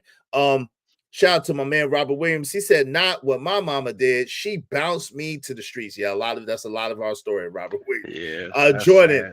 I'll never forget George Foreman had a boxing ring in Humble, Texas, where kids could train. Shout out to you, Jordan. That's what's up. Shout out to George Foreman. Trinidad T said, exactly, Mr. Israel, responsibilities. I had to pay rent. Yeah, I just don't think that kids should just be paying their parents rent because they gotta stay there anyway. But if the parents give it back to the kids, if the kids do well. Now, if they mess up your house, or if they being terrible and they acting up, then yeah, you should keep that money. But if they're being good kids, if they're adding to, paying their money on time, learning responsibility, and working towards building a family, yeah, that money should go back to them and to building Hmm. their future and doing a better thing. JT, go and Uh, get in here, man. Go ahead, JT. What's next, y'all? So Go ahead, JT. so yeah, one of the things I learned from my father was how to balance a checkbook. I learned how to. He actually was about saving. You know what I'm saying? I took on that. It's funny. My brother, he did it a little bit different because millennial. He's an '80s millennial too. So my brother, he goes to college. He goes to business. What do they call it? The executive business. So he's in a different type of culture. His whole thing was, you can't just be saving your money, right? So him and my father used to always argue about that. My father like, no, this how you save your money, you get rich. My brother used to be like, hell no, hell no, that ain't how you get rich, pops. You got to be able to invest your money, blah blah blah, this and that. And And they it was both funny was right. because They both was they right to a both were certain degree. right. Now I'm in the middle of both of them, and I'm 8 years older than my brother. I just had a different culture. Because I learned from you save your money and you get a savings account. You always have money in your savings account, and don't be getting credit cards and messing up your credit and stuff like that. My brother, he just had to take it to another level. So it was more when we talk about the millennial, culture. They were that culture that actually started doing things like investing money and shit like that. Now they done fucked up a whole bunch of damn money though, because they were jumping out here thinking that they can be entrepreneurs and shit like that. Now they ass got to go work for somebody because they messed up a whole bunch of money because they had a bunch of fucking credit and stuff, even on top of the credit that they had accumulated in college. Now the thing is that that's the fucked up part of it, but that's a part of living. That's a part of life. That was what I wanted to, because I know you didn't get a chance to watch the show the whole. Well, you weren't gonna be able to show the whole video, but with that lady, the boomer, what she was talking about, Yeah, I'm gonna get I into that. That's understood. coming up next. That's coming up next. Okay, I don't want to spoil it then, Yeah, but that's coming up. I understand the boomers, man. I understand them. That's why a lot of the times, guys like me, I never had to blame them because we were so close together. I got shit. A lot of my partners are boomers. They're closer to my age. Young boomers. Yeah. Yeah, they closer to my age, but they learned a lot from me because of what they were taught. You know what I'm saying? So I think when I look at the Z's and I look at those younger millennials, I think it's just a disconnect. It's a disconnect, and they ain't trying to hear what the fuck we got to say, but eventually they're gonna have to. Cause that whole "you old nigga" shit, that shit get old in a motherfucker along with they ass, don't it? Right. Yeah. You how long you gonna be calling niggas old? You gonna be 60 calling another nigga 60? I told him. I was like, nigga, you gonna be a senior citizen around about the same time I'm a senior citizen, Hopefully, nigga. prayerfully, they see, will. Hopefully, They still yeah. got to get. They still got to get there. They didn't even get halfway Can there. you imagine the problems we gonna have with their medical problems? Kidneys gonna be failing for real, for real. They got them because they taking all these stupid ass drugs, taking these vapes and all this crazy ass shit that they put in their body, and nobody have real studies on them. Boy, they gonna have some mm, fucked up ass problems, boy, when they but get but old. see JT here. That's the thing though. This is something different, right? So the one thing I'm noticing is not only they just want to do whatever the fuck they want to do, but they do whatever they fuck they want to do, but then they blame on everybody else for their fuck ups, right? So that's already a bad, right? And then it's not just a few people; it's everywhere, bro. It's in the school. Like when I say it was everywhere, yo, if you try to correct your child, you know what I'm saying? It's in the laws now. It's on national TV. At least that was back then. Love and hip hop didn't exist, right? It was more of like the Right. Cosby, Fresh Princes, Martin, and all that stuff. Even though it was comedy, it still showed a black man and a black woman. You know what I'm saying? And having kids and family structure. Yo, ain't none of that. None of that exists right now. None of Right. that. You know what I'm Yeah, saying? so that's another part. That's another part where we missing it when it comes down to the generations. Absolutely, I agree, bro. Yeah. So it's like it's like I said, man, it really is going. I don't even think we gonna, bro. I mean, the dudes that keep saying, these old heads and all this other shit, yo, that's what they're gonna be doing. They're gonna be 46 talking about these old heads, and it's like, yo, nigga, you said that shit 20, 30 years ago, my nigga, and you still moving the same way. Yo, y'all niggas was champion this shit.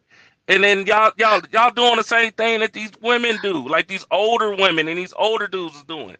Like, yo, they Yeah. was doing the same shit they was doing, and now they in their 40s and 50s and 60s, You know telling the what? younger ones to do the same shit.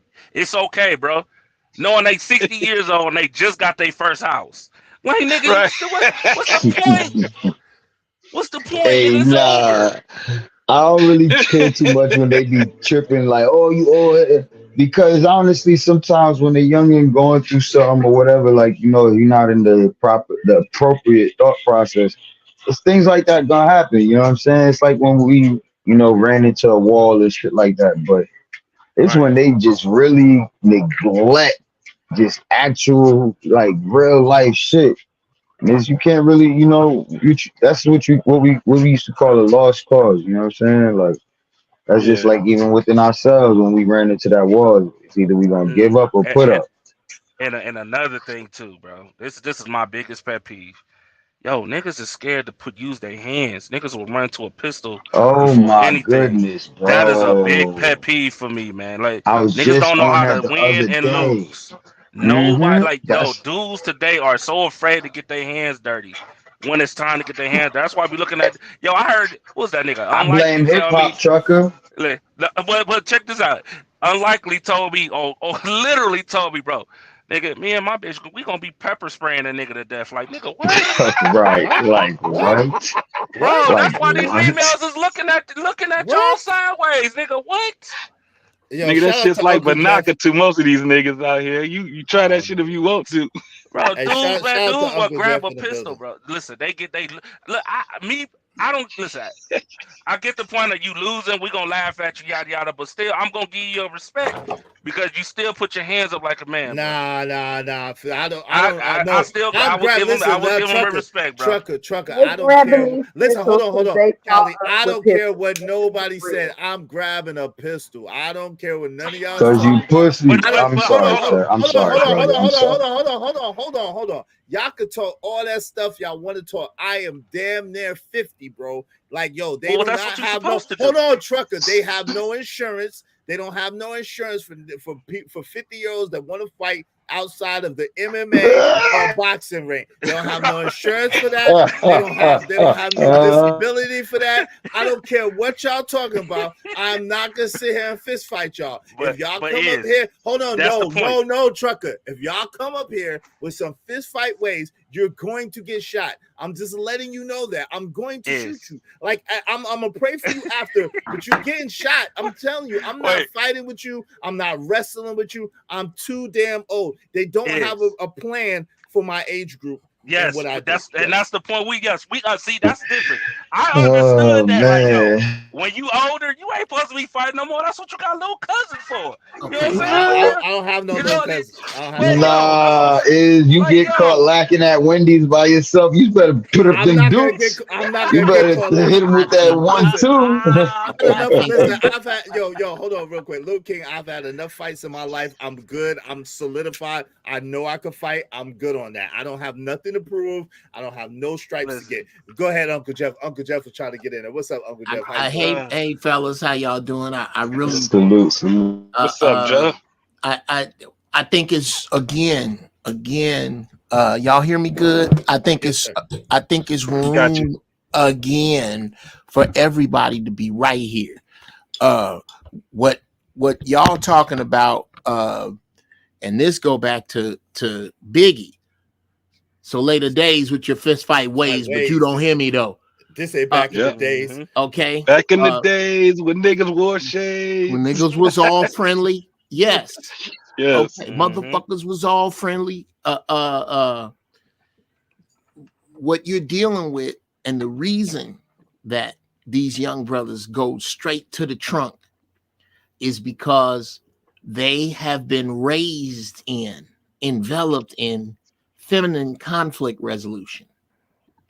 Women go from 2 to 10 because generally the end result of a 10 with a woman is some harsh words said at another woman. That's usually the end of it. 10 for a man? Bruh, that's whether we standing here with machine guns or rocks. It's helicopters and police tape. Yeah. So they were raised. It doesn't have to do with them being feminine. It don't mean you want to sleep with a dude. It means that the person who taught you how to deal with conflict naturally sleep with dudes. The person that you got your conflict model from did not have a code in place that said, if me and you can't get along and we in rival gangs or we in the same gang, I can't just pop you. You can't get a green light from somebody else before we can even move forward. Right. His mama didn't come from that. His mama come from, what did that bitch say? What's the most horrible thing I can think of to say back? And if she don't like that, I'm going to throw windmills and try to get a titty out. That's them. Us is some different shit. So the shit me and Israel talking about is we don't get along. Fuck it. We finna get out here in this grass. And when we get done, nigga, we good. Let's go drink a beer. Yeah. That shit's gone. Yeah, you got a dude who was mad about what his daddy didn't do. Mad about them niggas that's supposed to be his uncles that he don't never see no more. Mad about a you ain't shit because your daddy he carrying all of that, and you step on his new shoe, you finna get all of that. I've had to make dudes think. I go, bruh, I know you can't be that mad at me. We just met. Let's start over. This gotta be something else because it can't be me. And I'm sorry for my end. Can we start there? To back down to appeal to the little seed of reasoning that is left in him that was unwatered. There's an unwatered reason seed. I say this, and then I'll get the fuck out the way. What y'all talking about right now with these niggas with oil in their mouth? They got that in their mouth because the older people around them failed them. Facts. So Big instead of looking at the cats that did make it, the cats that did survive, and say maybe I can learn something from them, I'm gonna throw old people out altogether and do something no generation in human history has done before me. I am going to ignore everything that came before me. Start all over again. All of it. I'm gonna ignore all the good, the bad, dead fucking reckoning. I'm gonna start here. And here's where that's gonna fail. When the people you raising look for wisdom, you ain't gonna have none. They're gonna have to leapfrog them and come back to us. I'm done. Let's do good business. Make the Cash App ring during the stream. $ Israel Mills. $ Israel Mills. Damn, nigga, that was so good. I thought some of my shit went wrong. Hold on. Hold on. I was like, what is this Target commercial cutting in on my shit? What'd you say, Trucker? Yo, I thought I just saw somebody say, why the question is why you fight another man? That's what we do. We're men. Yo, we use our damn hands. No, at a certain age, you're not supposed to fist fighting no more. No. Hey, stop saying that. Right? Please stop saying that. Say that maybe you, and I could accept that. But as men at a certain age, Little King, I'm listening. Hold on. They even have a retirement age in boxing. They even have a retirement age in MMA. Yo, at a certain hold on. Fist fighting is a young man's sport. It's not an old man sport. I don't know what you're thinking. Fist fighting is not an old man sport. You ain't supposed to be 60 and 50 something. With osteoporosis and a hip replacement. You're not supposed to be fighting out a certain age. Look, you 52, right? Huh? Now I respect it, but look, y'all niggas 65. Both y'all in Walmart Target parking lot. Niggas said, what? He pop you in your face. It took him some time because, arthritis and shit. But you see that shit coming, boom. So you telling me you're not going to take your time to hook his ass back with the G2? That's not what I'm telling you. Let me tell you what I'm telling you, young man. I'm 58. Now, if I run across a regular 58-year-old dude that does not have my past or my experience, he about to get his regular 58-year-old ass whooped. What I'm saying, though, is this. Most 58-year-olds that's going to throw hands over nothing haven't made it this far. They're either in jail or dead. Or dead, yeah. I don't have to worry about that nigga. But the only pushback. My bad, brother. This is what I'm trying to tell you, brother. One day, everybody out there, somebody had Mike Tyson's number. Somebody got Floyd Mayweather's. I don't give a fuck who you are. Somebody got Michael J. White's number. Somebody got your number. And if you keep stepping up to the counter, somebody gonna call your number, bro. And you figure that shit out.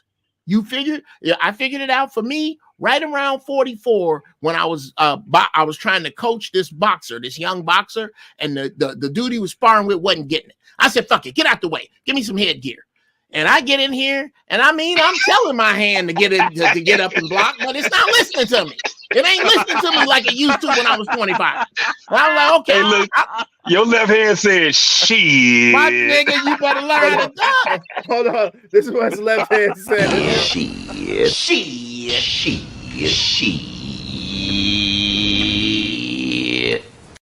Yes, the left hand saw that boxing glove. That boxing glove was right here. Okay, the old Jeff Brown. I wasn't doing none of that. So I said, hand, get up in the way. And the hand said, shit, you see that coming? Yeah, I got it. Bruh, right there.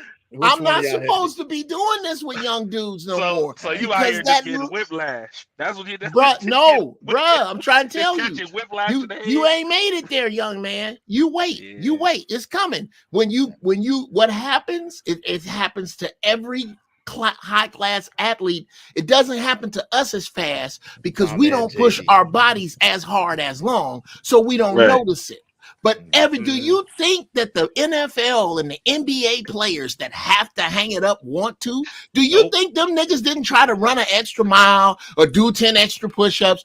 Brother, at some point you gonna call on it and it ain't gonna be there because it's supposed to be here. I'm supposed to be coaching. I ain't supposed to be playing.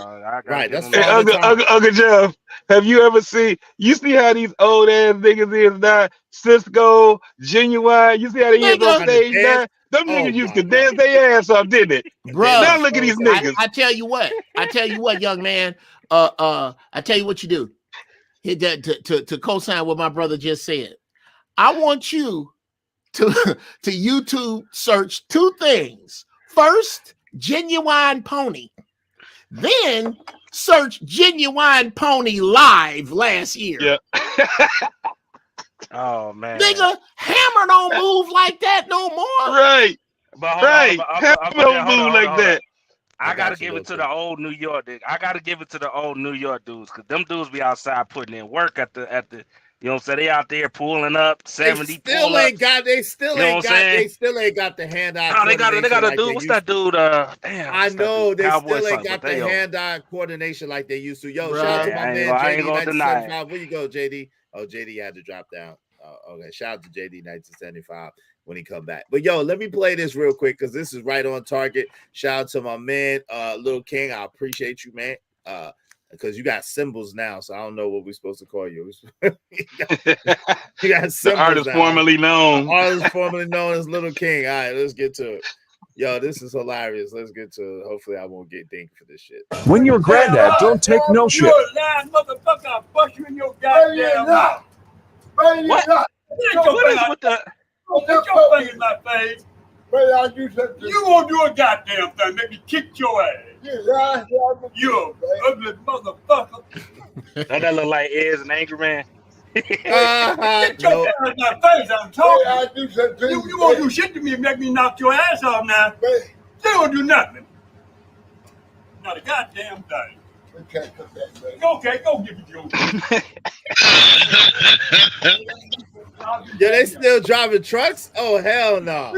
No, they still driving trucks? Them is farmers. Them is farmers. You talking What is that?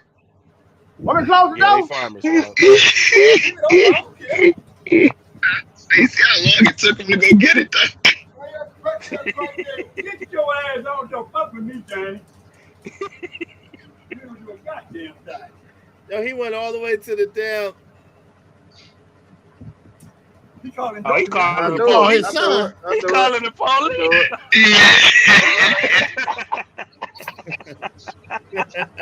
Look how he's standing. And I will. Now that's how you supposed to handle it when you're an old nigga. That's how you supposed When you stand on one leg, to the old days. when an old man stand on one leg, he finna show you He something. ain't playing. He take a long time too. That's crazy. That nigga said, I will call the authorities. Call the police there, y'all. Look at that. What? Hey, Yo, he crazy. Hey, you notice that nigga got quiet as He hell walked though. He's away. standing against that pole like, oh. God damn. Everybody was at wait to come back and Nigga, ran he to ain't the trying to die. Hey, look, that's how you Y'all fight. don't That's a fight. understand. Y'all don't understand. When you get that dude right there, nigga, his heart could stop because he tear a popcorn bag open too hard. You'll be watching every little fucking thing you do. He could get hit in the face and die before he hit the ground. Yeah. Because he that old and fragile. Yeah. So now look. Wait, look, hold on, look, Jeff. Did you see his stance when he was talking to him? His stance was he had his hand in his pocket. You know how them old men, they hand in their pocket for a reason.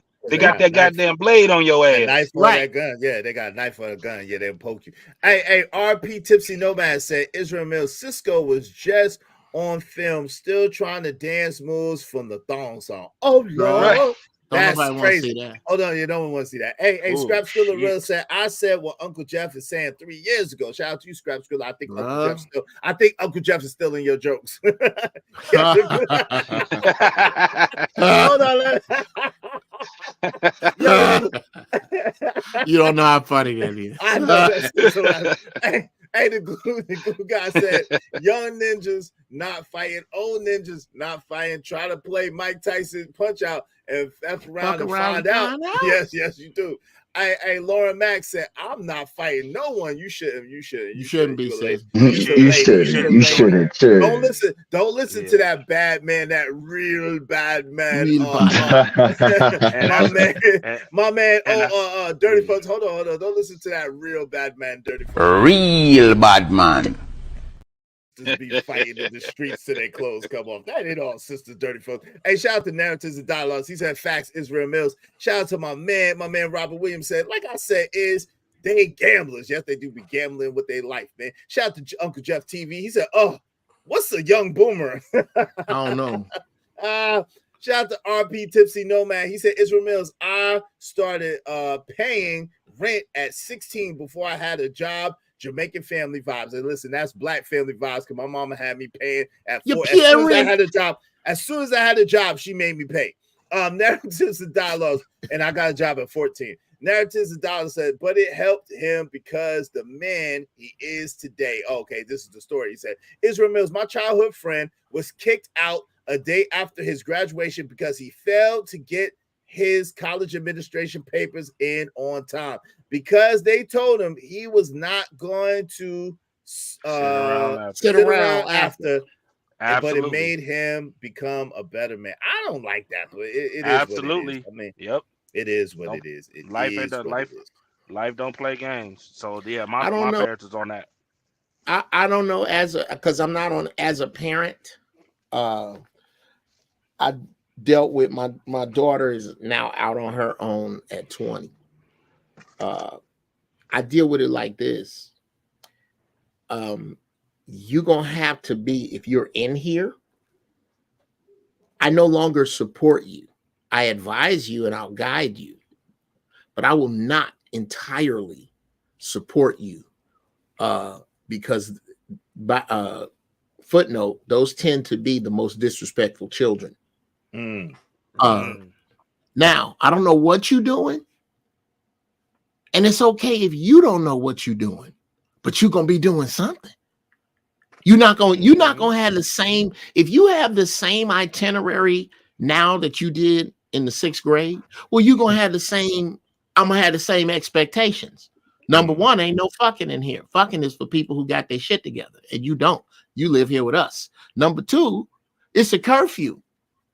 The curfew here for all adults is 1 a.m. And you know I'm up with these 2 dogs. And I will smoke weed and tell you to go back wherever the fuck you was at 101. Because out in the street after 1 o'clock is for people who got their shit together. You don't. You're generous. Absolutely. 1 o'clock, you're generous. 1 o'clock. No, I don't mind. No. Here's why I don't Come mind on, 1 o'clock, 1 o'clock, bro. they're adults. That's No, generous. That's generous. well. Here's the other reason why I don't mind 1 o'clock. 1 o'clock, shit. I'm a hustler. You come from hustlers. 1 o'clock may include your grind.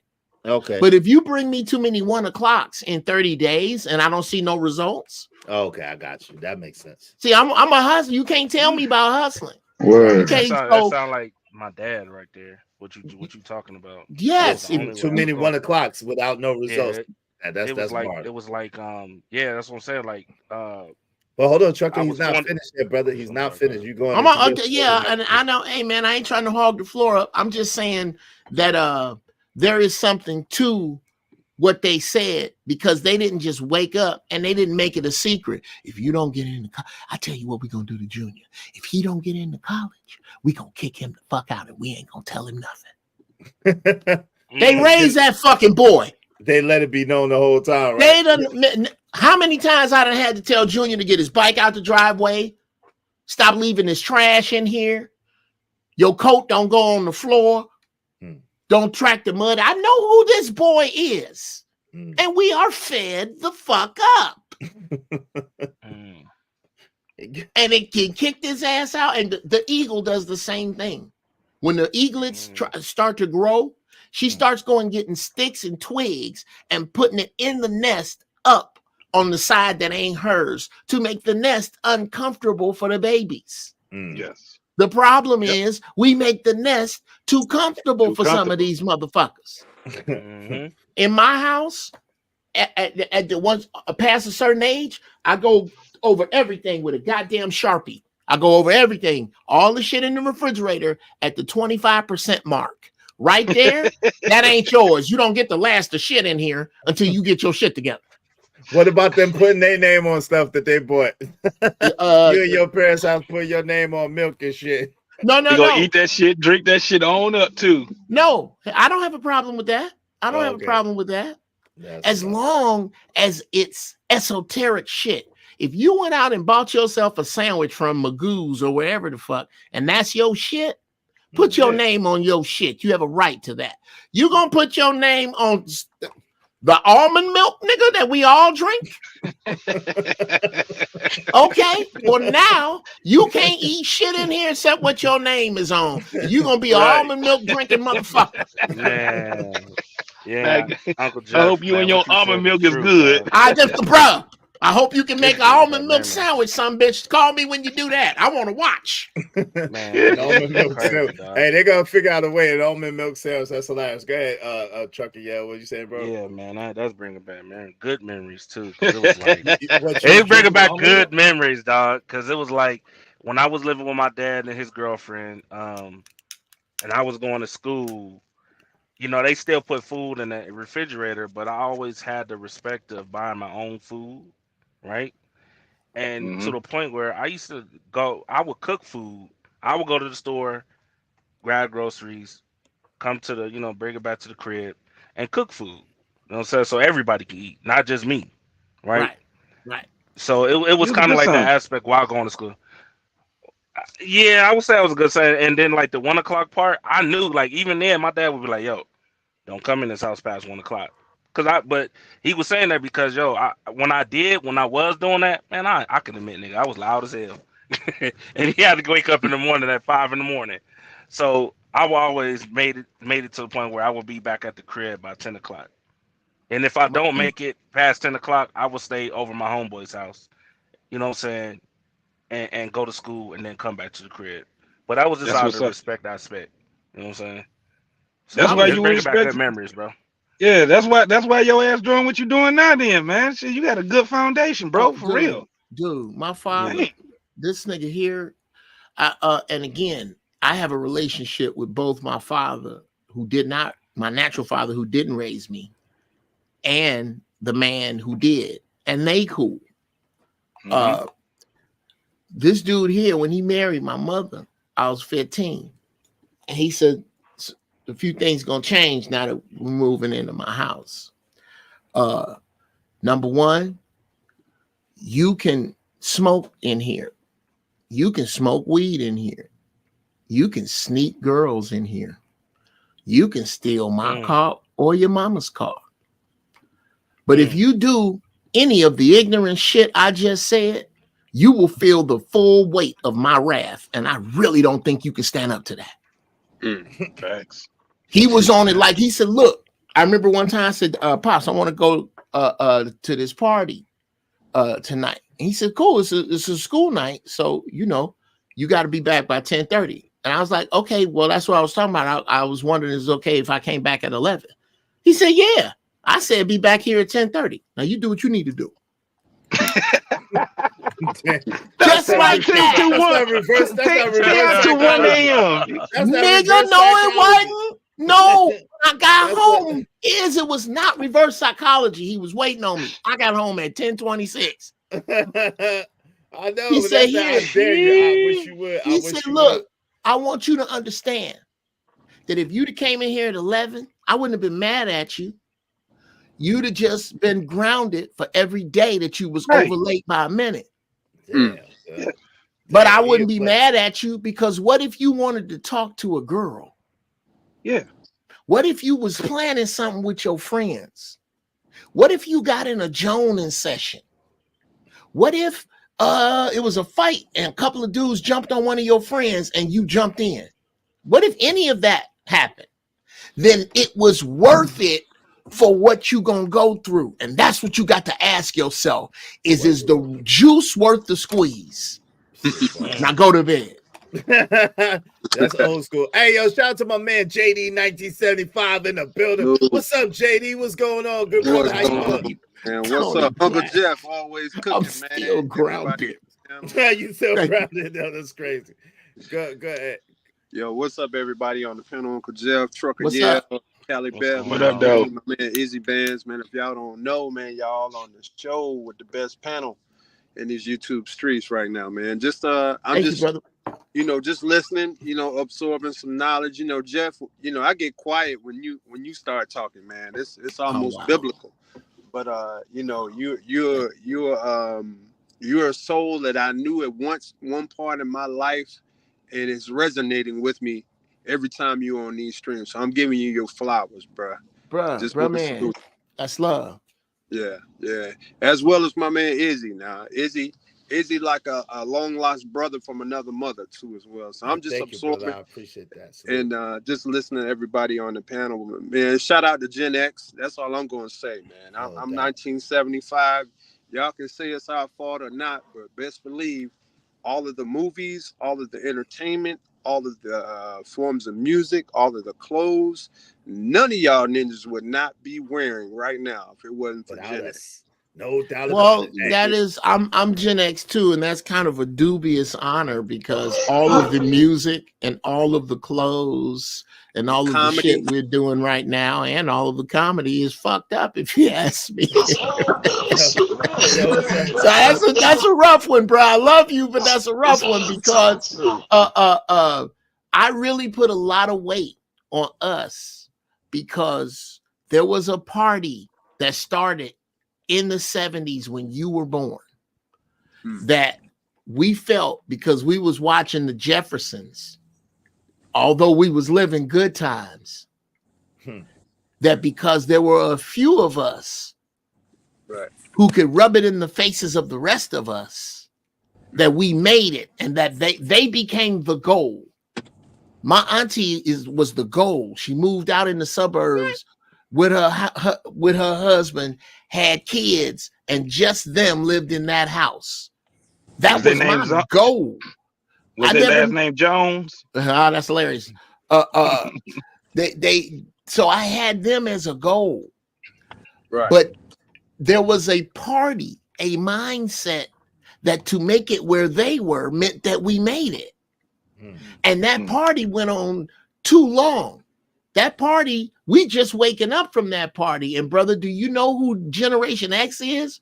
We the niggas that's the party done let out, and the niggas been in the parking lot for 2 hours. Them niggas. Loitering. That's crazy. Just loitering, talking. That party, we have fucking taken this party so long to the detriment of the people who came after us. So you wait, hold on real quick. I party. want to ask you something real quick, but let me read these real fast because I want to ask you something about that because you apparently agree with other people. Yo, shout out to D's Nudge. He say, hey, I literally just had a talk with my son 10 minutes ago because I couldn't find out who vape this was on the side of the passenger seat. He thought I was gonna beat his arse. Just don't let it ruin you. Oh, okay. Should have knocked his ass out. You different, bro. How old is your son, though? How old is your son? How old is Wait, how old is your son, D's? How old is your son? Let us know. Yo, shout out to Gaia. Gaia talking about definitely the fault of Gen X men. Psych. You see, y'all, you and dirty folks are two feathers of the same bird. Bring your son. Hold on. You saying the men, and then they say, hold on, real quick, y'all. Let me read these real quick. Hey, Scott Skiller really said, it was about when he was saying why the younger generation is quicker for violence or whatever. Yeah, shout out to you. I was just messing with. Good job. Sing Lacey a song said, I was prepared for great things. Shout out to you, Sing Lacey a song. Thank you for sharing your greatness with us. Yo, shout out to Jeff Bruin. Jeff Bruin is in. Jeff Bruin is in here. I'm a butthole, I know. Hey, I don't approve of putting them out as long as they're going to school or working bars. But I want to know, how old was he, my man? D's, how old is your son? Gaia facts. I'm not mess. It's not Gen X dudes, man. Y'all need to stop that mess. Go ahead. Can you put I appreciate you, Cali Bell, for being up here. Can you put these oh, Cali Bell, what's up, girl? Whose music is that? High as hell. I didn't even see what's going on. I think she might, her Bluetooth. Hey, whose music is that? Not mine. Talking about what music? That's baseball playing in the background. My husband playing baseball. Oh, it's not me. My fault, yo. Oh, yo, that's my fault. I'm like, yo, whose music is that? Y'all like, what music? Shout out to my man. Shout out to my man, Stanley D Rock the Block. He's about to go live right now. Yo, after this, I'm gonna send y'all over to Stanley D Rock the Block live. Yo, that was his music. But go ahead, family. I'm sorry. Go ahead. Tell D's. Put D's thing about his son up again. All right, hold on. I got you. That was crazy. That was crazy. I'm like, yo, who's playing that music? It was thumping too. Whose music is literally that? Just had to talk with my son 10 minutes ago because I couldn't find out who vape this is on the side of the passenger seat. He thought I was gonna beat his ass. Just don't let it ruin you, is what I said. Bring your son, and this is what will happen in the future when I am old and wise, as y'all will be, and we will be members of the village council. Bring your son before the council. This is what I want you to do. If you still here, if you can't come up, just answer the questions that we have, and we are going to counsel your son and give him a sentence from the council. Because certain offenses in when I am emperor will have to be reported. They have to be reported. That one goes up the hill because here's why. Because we gonna have a weed man in our circle, and if you in our circle, D's, your son ain't supposed to be getting his weed no fucking where else, but from the dude that grows it pure here. So we need to know where he getting that weed from and how he getting in here, so we can send some soldiers that way, so we can work that out, or we can work out the members of that council. But so that's number one. Number two is he needs to understand that weed ain't just some shit to make your head feel funny. That this is some holy shit that we do. That is some sacred shit we fucking with. And you gonna give us 1,000 words on the history of weed. And you gonna stand up and give a presentation, PowerPoint. And it better be right, because if it ain't, your ass gonna be strong. Because it's 2,000-3,000 push-ups on the other side of this if you don't. Yeah, I don't want to smoke no more.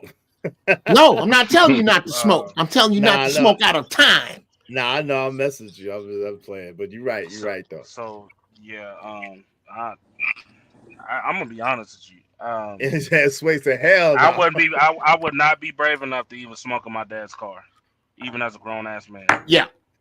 It's just a respect thing. Like, yo, you shouldn't. Your kid, first off, your kid shouldn't even be brave enough to do that, let alone his friends to do that too. So your kid, hey, bro, hey, what you doing? No, put that shit out. But he let that shit rock out. Yo, let him. Hey, you gonna have to check. You should. That shouldn't even be existing. That's just me personally. Every parent's different. I think that vape. Yeah, I think Even that the vape vape, fell out even of the his vape. pocket.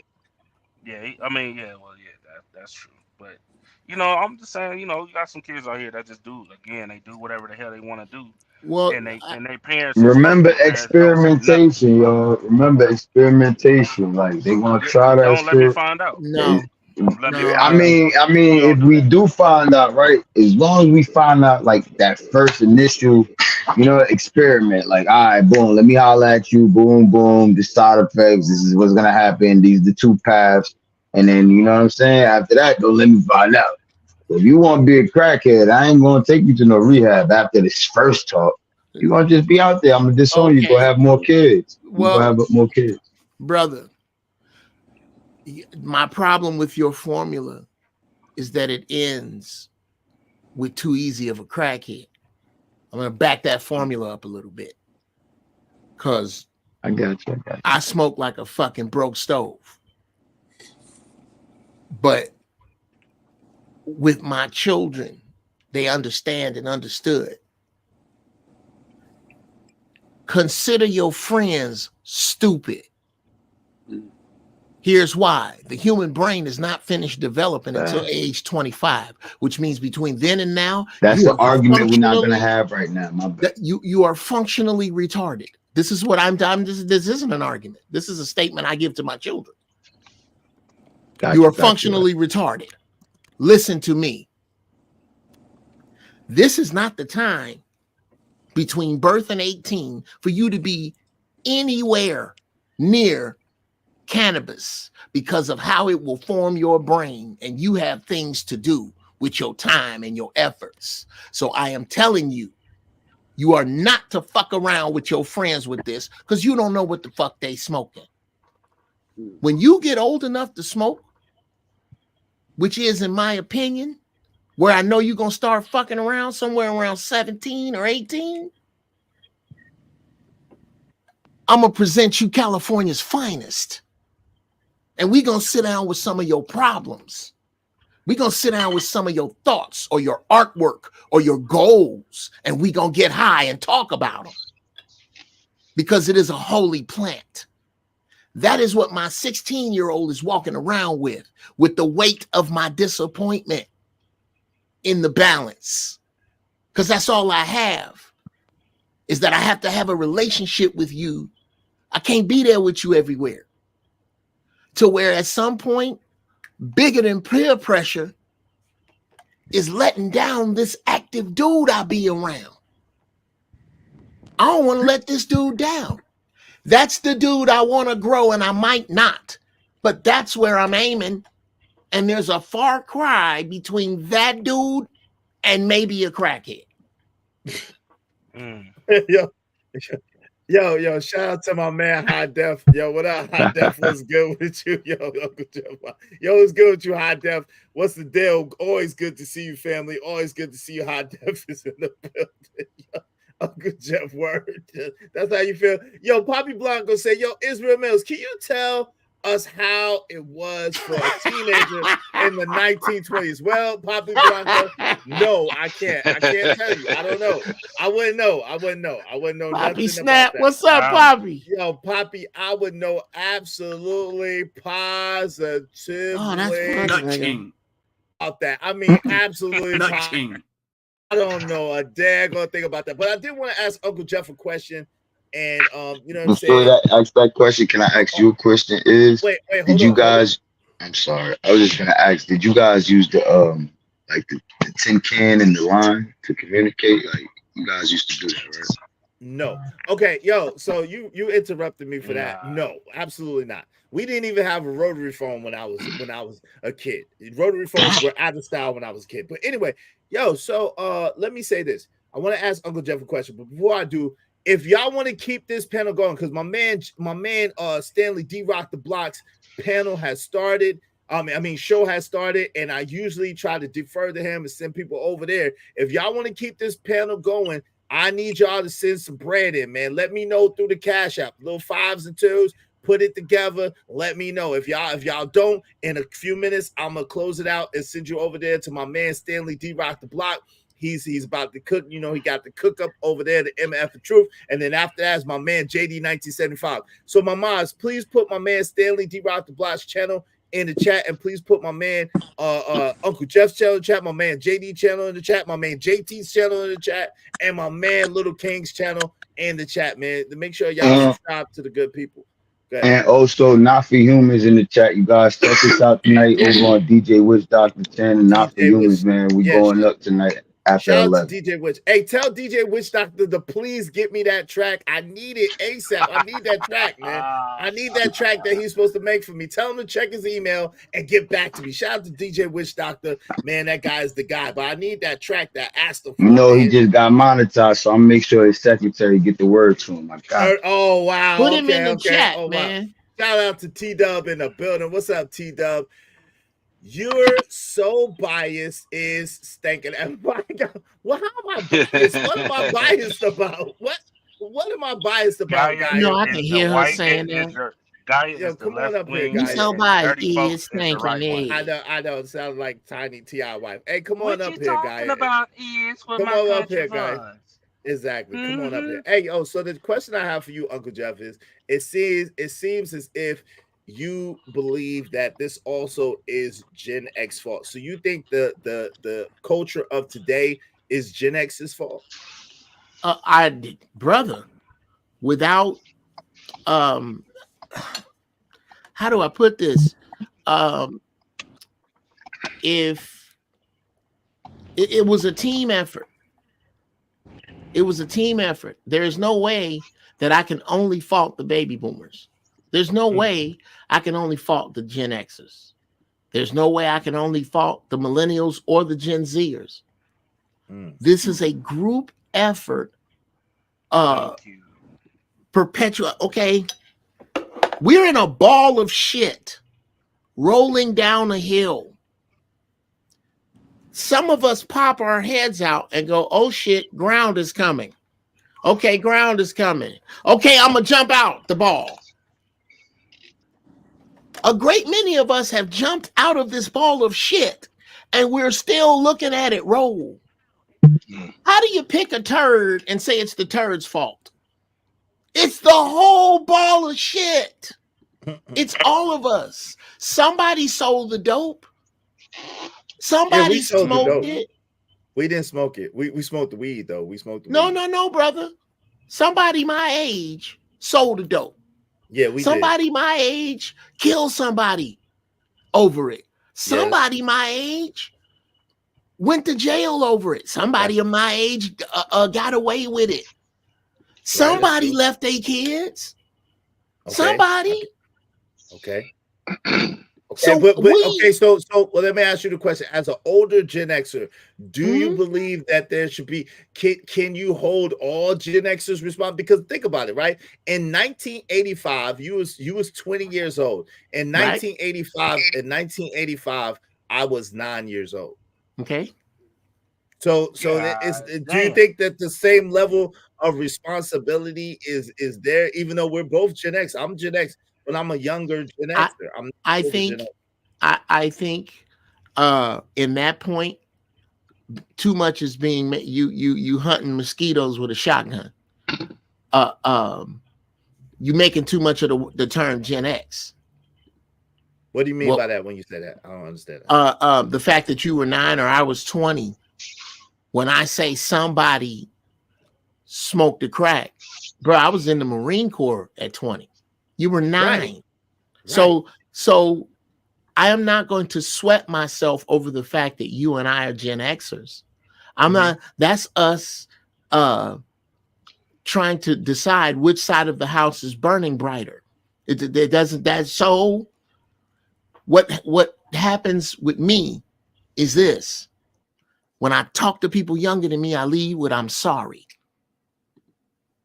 For the fuck ups in your life that's 58 years old, I'm sorry for that. Because looking back, I either did it or I would not have done it. Either I'm guilty of it or I can look at it as wrong and say it should have been done different. Somebody taught you that your pants supposed to be like that. Somebody was on the police force that was the same age as your daddy that they took away. Hey, Amanaz, how you doing?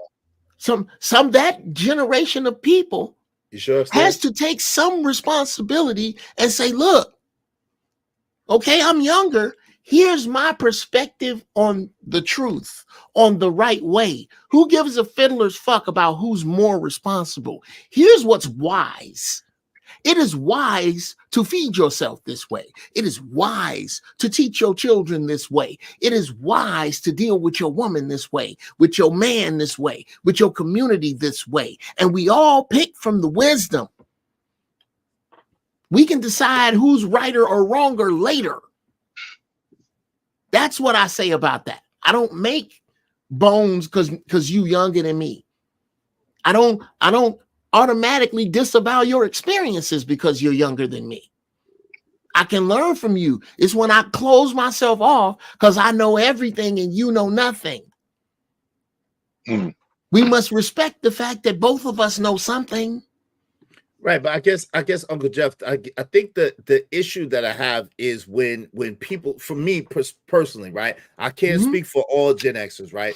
But for me, it's a very hard thing to hear certain things when I lived a total different experience, and most of the people that I know, which is a lot of people, but not in the scheme of the world, but I know a lot of people in my age group, and we lived a very similar experience. And it's not the experience that a lot of older Gen Xers lived. Like, it's just not the same thing. And so when people say, yo, it's Gen X did this, Gen X did that, it kind of makes me feel the type of way, because I'm like, yo, damn, I wasn't even a teenager in the 80s, right? I wasn't even a teenager yet. I wasn't a teenager until the 90s. So real quick. So for that, it's hard to hear them trying to make my generation culpable when, you know what I'm saying? I think if they're gonna make the generation culpable, it should be a split between 60s Gen Xers and 70s Gen Xers, because we were still kids. We were still kids. Let me condense that for you and help you out.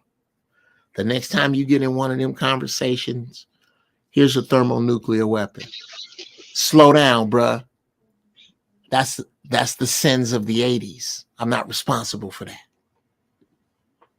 The next time somebody make you responsible for crack, slow down, bruh. Slow down. Bring up the sins of the 90s. There you go. I was still at elementary school. You ain't even got to explain that. Here's your sentence. Slow down, bruh. That's the sins of the 80s. If we're going to talk about this, I need you to bring up the sins of the 90s. That stop them cold. Now they got to think. And they're going to get stuck right there, because in order to tell you what the sins of the 90s are, that means they that mean they going to have to know what the fuck they talking about, and generally they don't. Right. I got you.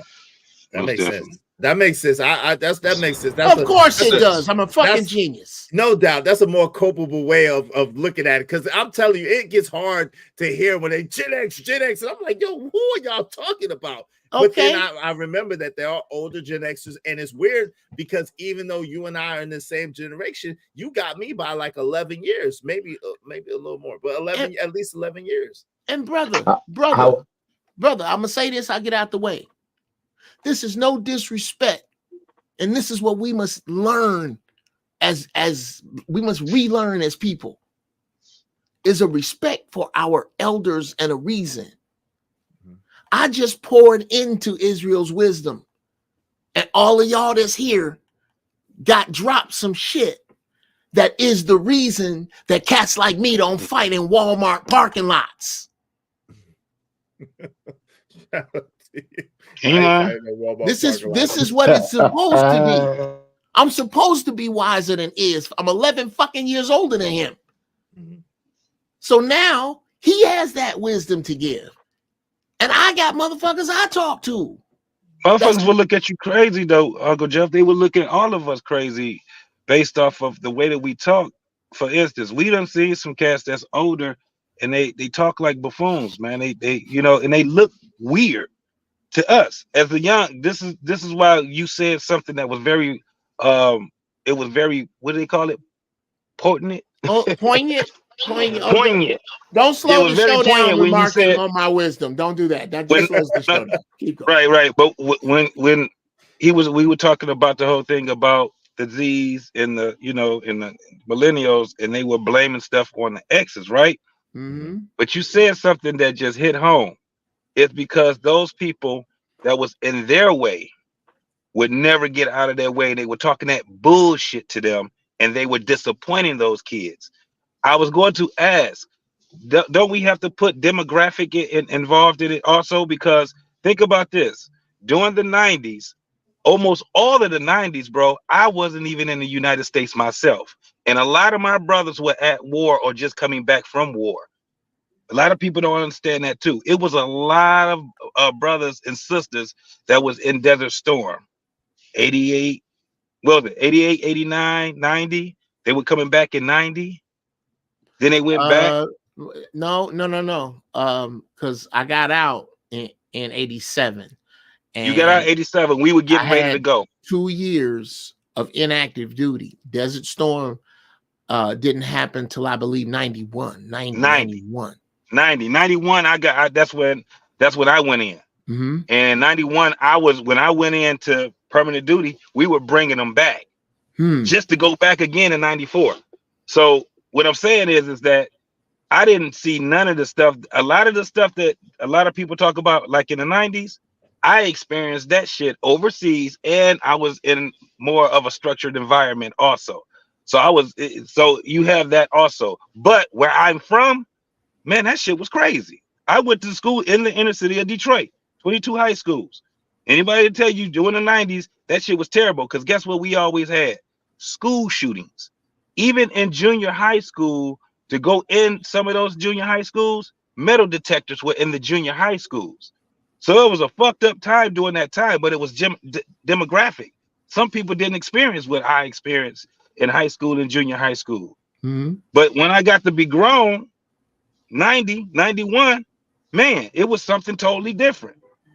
So, you know, most of my friends, when I was in high school, already was smoking weed by the time they were 14, 15, and 16. That's when most of them were smoking weed already.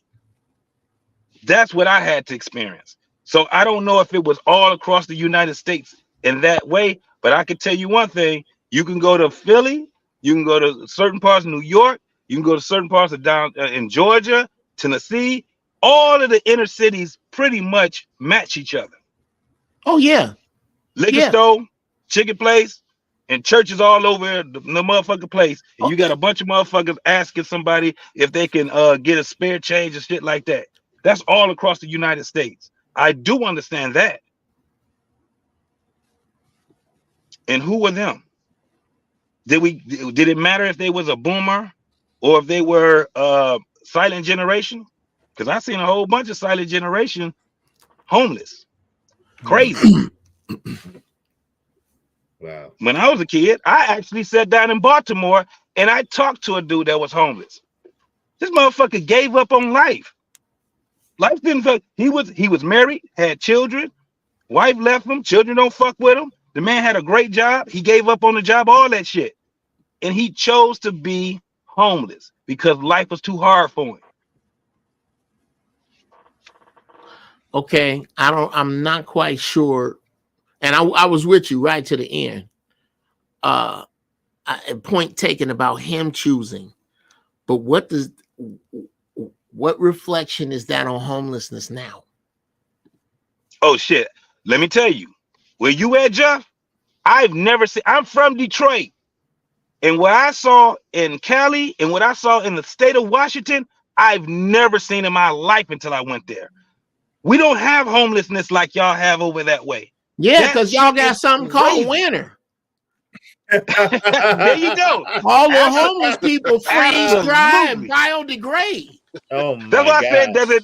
said, do we have to put demographic? That's what I was asking. Do we put demographic there too? Because you know, Motherfuckers hustle hard as shit in Detroit, bro. You either hustle or your ass is homeless. That's just what it is in the D. Mm-hmm. California motherfuckers, they be like, shit, I'm going to Venice This Beach is and a great live in my place truck. to be a bum.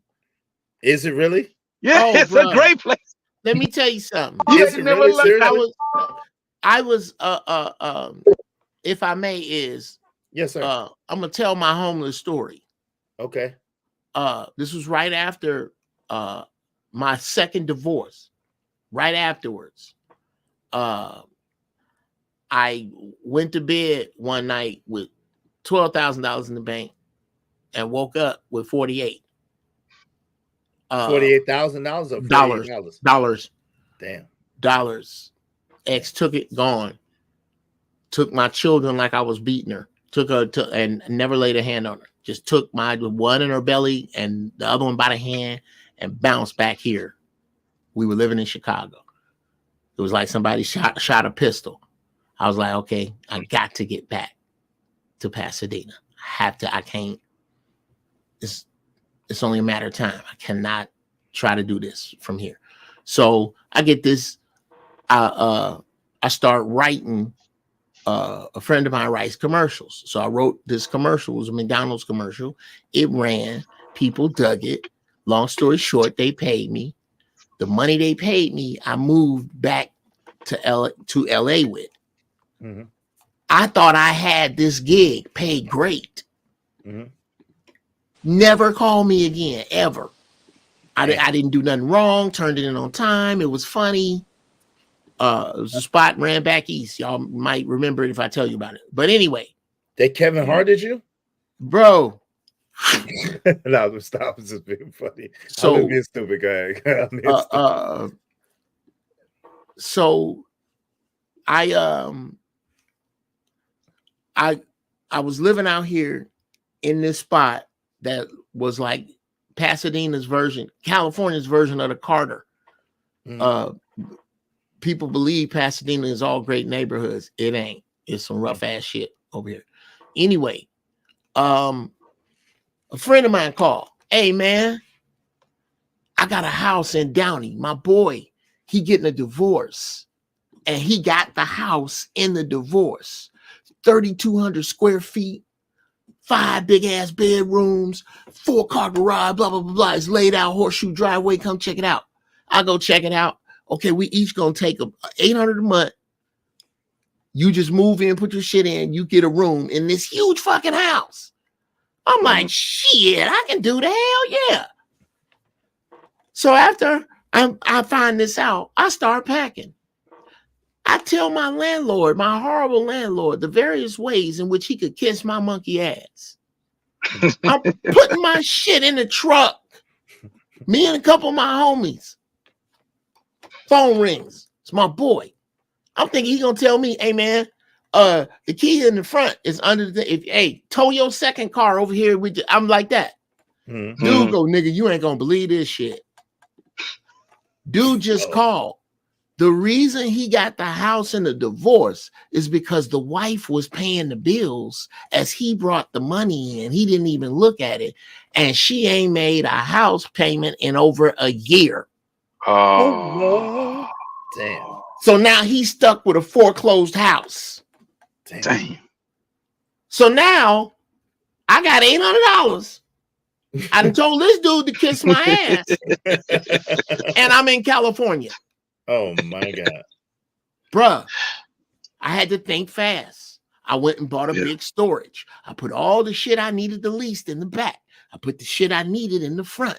I had a Jeep Grand Wagoneer. I could cry over, fuck, I sold that car for nothing. Anyway, bruh, laying in the back of my truck, I then took a job as a concierge at a hotel downtown. I used to work at the Bonaventure. Back before the smartphone, the concierge was French for hookup. Mm-hmm. You talking about a hustler's job. I never left that building somewhere between $75 and $500 a day, depending upon how you hustle. So I got this job.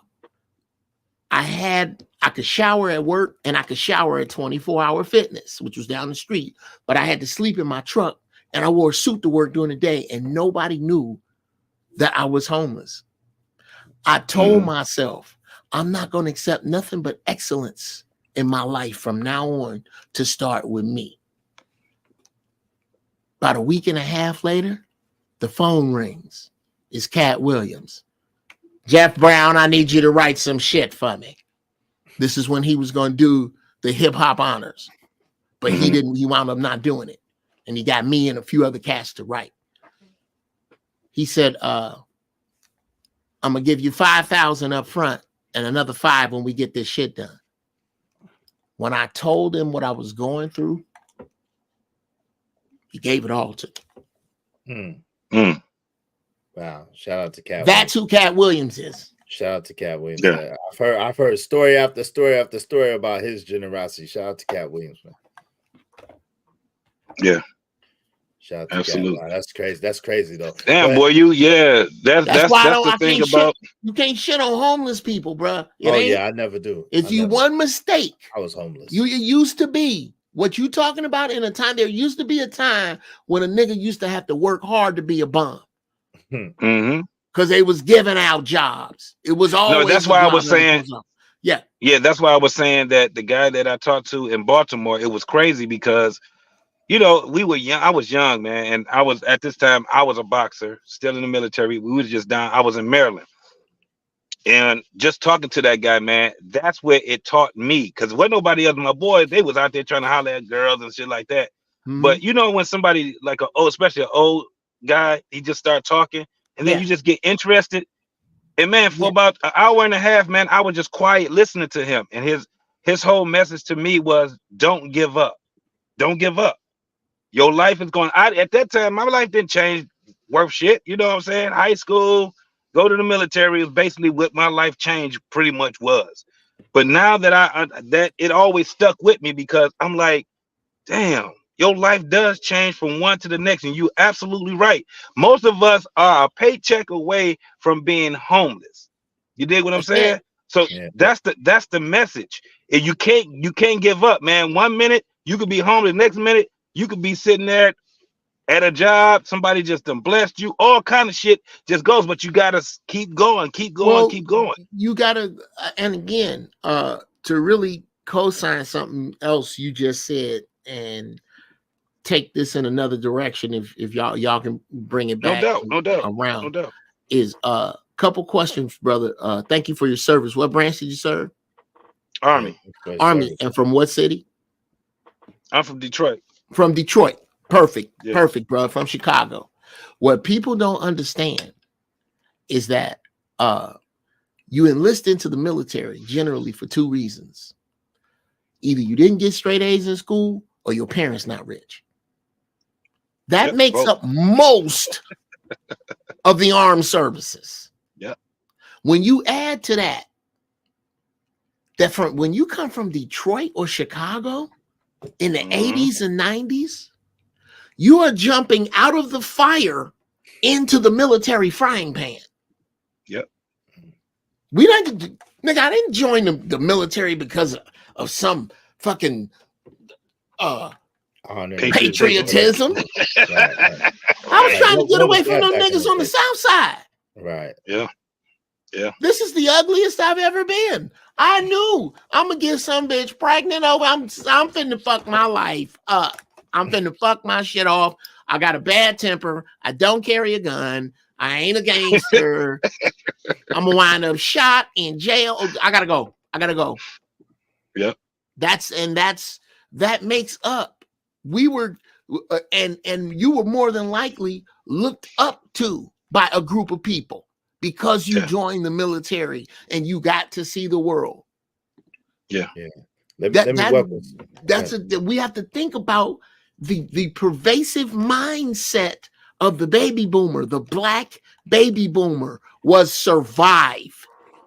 But do you think? Well, let me read these. I want to ask you a couple more questions, and then we're gonna wrap it up. And I'm gonna send everybody over to my man Stanley D Rock the Block.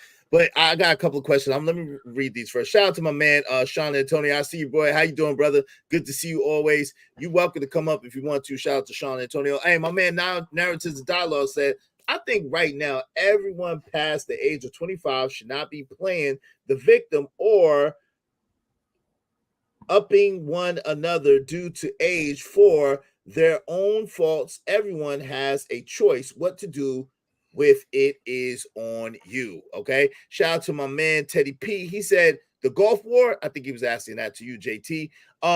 Narratives and dialogue say they have those right now. I mean, very bad school shootings, and they don't want to increase the security. Shout out to that. My man Trucker Yell is back in the building. Shout out to my guy Trucker Yell back in the building. What's up, Trucker Yell? And narratives and dialogue said they claim by having uniformed officers at the school will put a negative image in kids' heads. I think it will help them feel safe and protected. Okay, that's a whole different conversation, but I got you. The homeless migrants from out in Detroit and other places to come out here to California, especially Oakland and San Francisco. God bless those people in what was that? Not San Francisco, man, Santa Monica. Was it Santa Monica or San Diego where all that water flooded? San Diego. Yes, God bless all those people in San Diego, man. All that flooding and stuff. I gotta check on my man, Crown Heights. I wonder is he out that way? Teddy P said it's hard out here in the world. A helping hand really goes a long way, no matter how little the help. Yeah, shout out to you, Teddy P. That's true. And my guy, Sean Antonio, the Sean Antonio experience is in the building. What's up, Sean Antonio? What's good? Hey, listen, dope discussions deserve dope donation. This show is brought to you by great people such as yourself, man. And listen, we are trying to pay for the licensing for our intro song. My man did a dope intro song. But we got to pay for the licensing. All right. We got to pay for the licensing. So if y'all be so kind, we're doing a giveaway. We're giving away $500. But everything that y'all give goes back into the show. So be so kind as to hit the Cash App, show some love. Let's do good business. Make the Cash App ring during the stream. $ Israel Mills. $ Israel Mills. Yes, sir. What say you, Trucker? Yes, sir. Just real quick question. Can we hear the song? Where can we hear the song? Yeah, y'all can hear the song. The only thing it's not, this video is not gonna be monetized if I play it, but yes, y'all can hear it. Okay, have you played it somewhere else so we could go back and I played it on yesterday's stream. I played it multiple times on yesterday's stream. So if you watch yesterday's stream, I played it in the beginning of yesterday's stream and I played it at the end a couple of times of yesterday's stream. Put your email in the back chat, please. My email? Yes, sir. I got you. But yeah. So that is the issue. But Trucker, what say you, brother? What say you? What were we talking about now? Okay, well, never mind. You good. I thought you had something you wanted to say. I'm sorry. You had something you wanted to say. No, it's good. You good? No, I'm saying, what part are y'all talking about now? Real talk. I mean, right now they was just talking about. You said you had some more questions. Yeah, shout out to my man Sean Antonio. Thank you very much. Oh yeah, I did have a question, but I just want to make sure he had nothing to say. So I have some questions. I do. Shout out to my man Sean Antonio. He has 2 entries into the drawing. Let me put him in there. Sean Antonio, man, 2 entries. I appreciate you. Yo, my man Sean Antonio showing love to the show. Thank you very much, bro. Make money, make money. When shit hit the fan, we'll take money.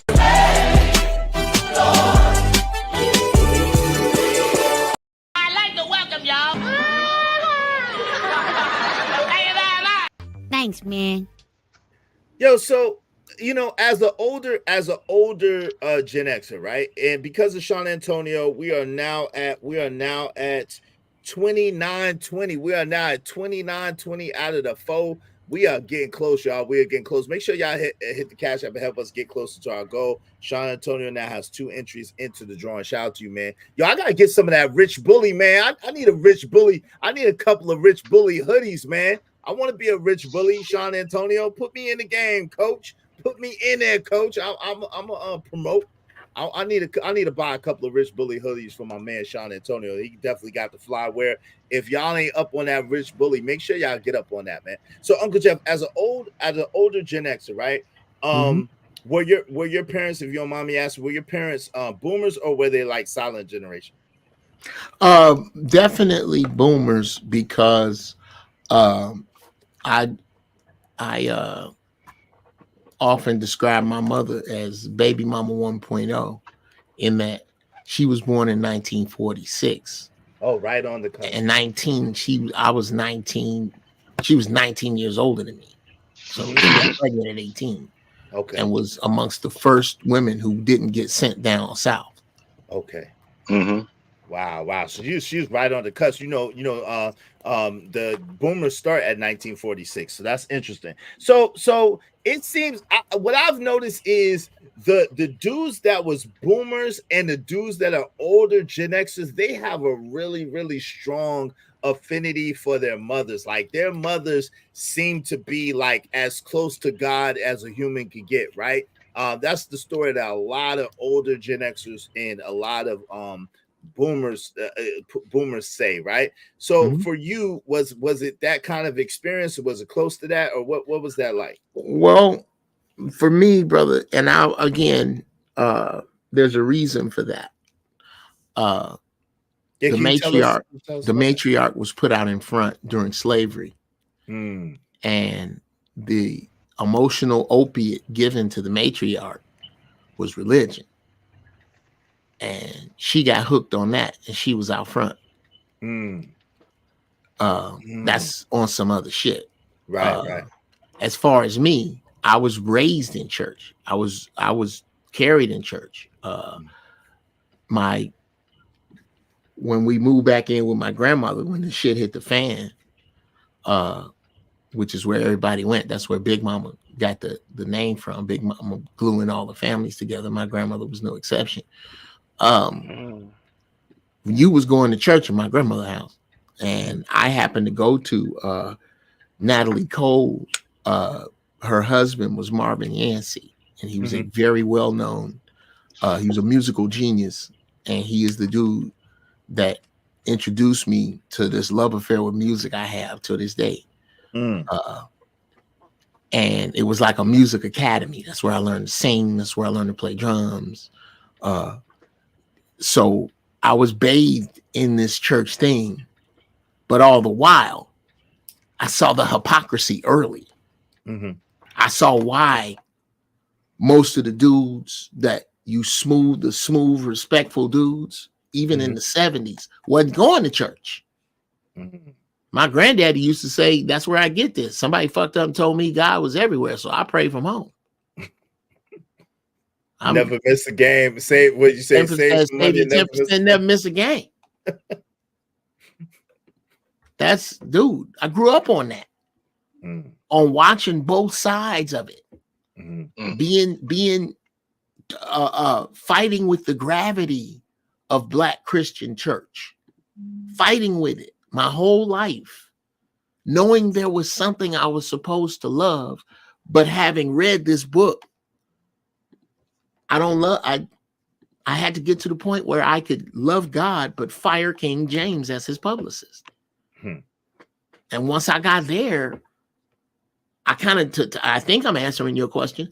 I tore away from it, but it's a gravity, bro. It's a gravity. That church, I like to say, Black man Christian reader, pick two, because you can't be all three. That's interesting.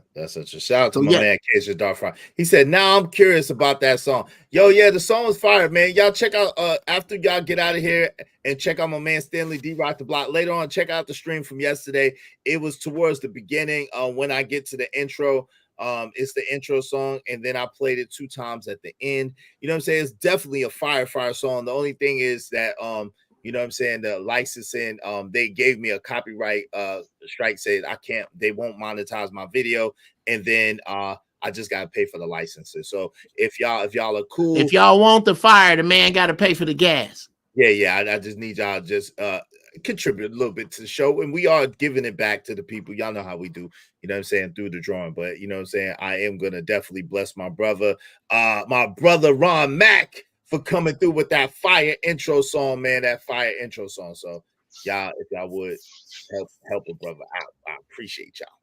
Salute. But the samples are not clear. The samples are not clear.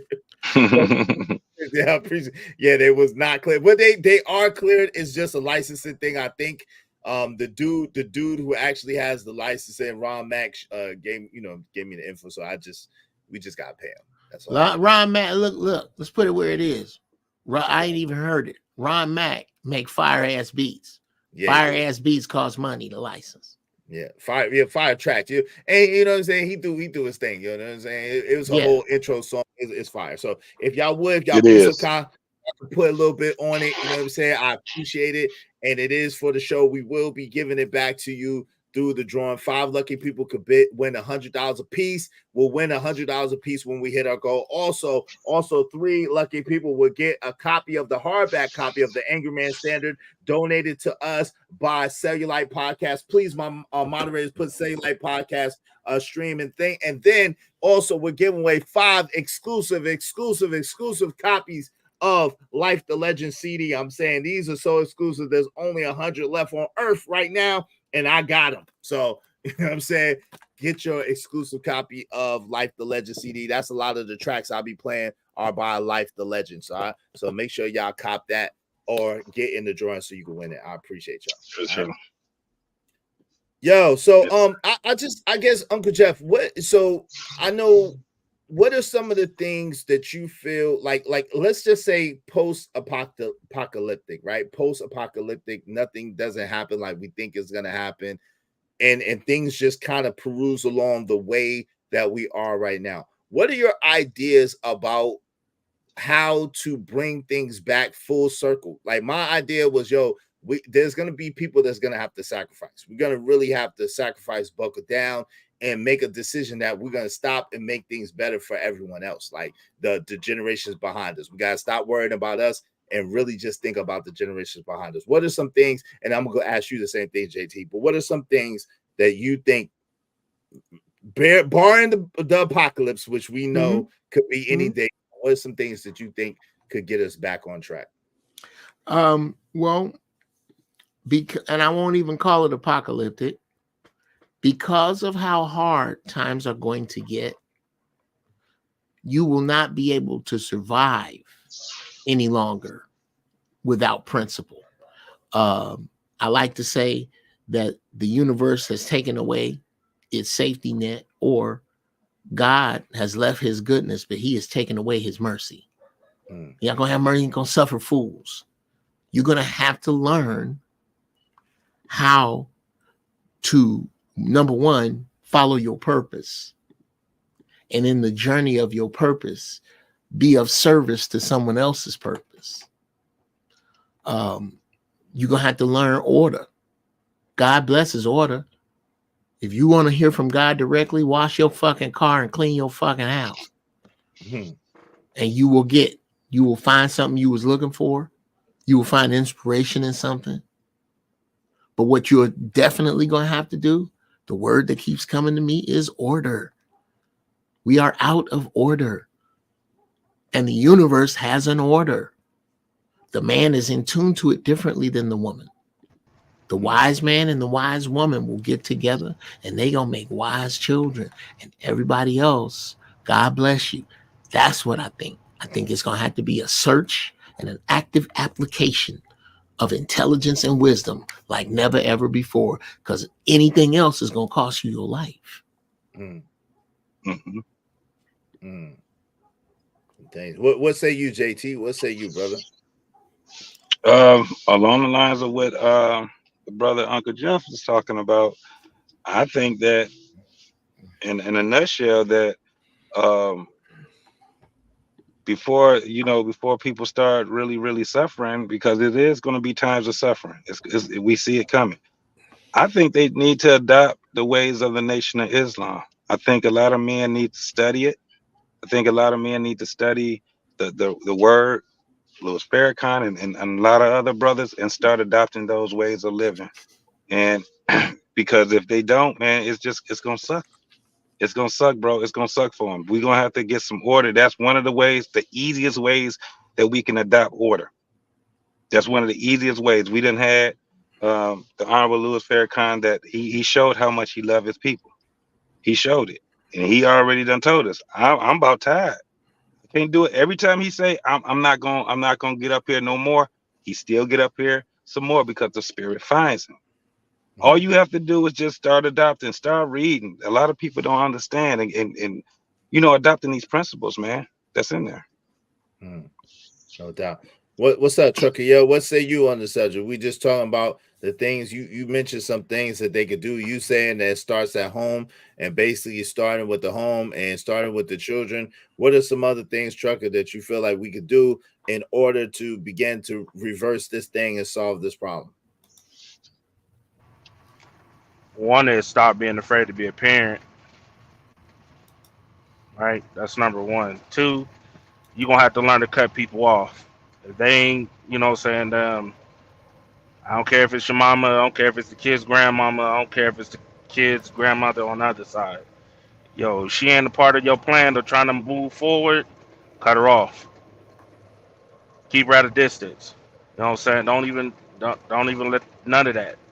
Two, stop being afraid to tell your kids the truth.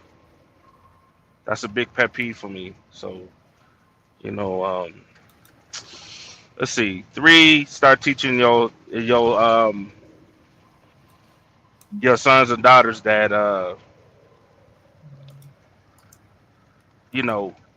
their private areas are valuable.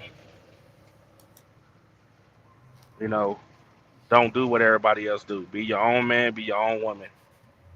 You know what I'm saying? Make sure your sons is being raised by men, not little girls. Make sure your daughters is being raised by men, not little girls.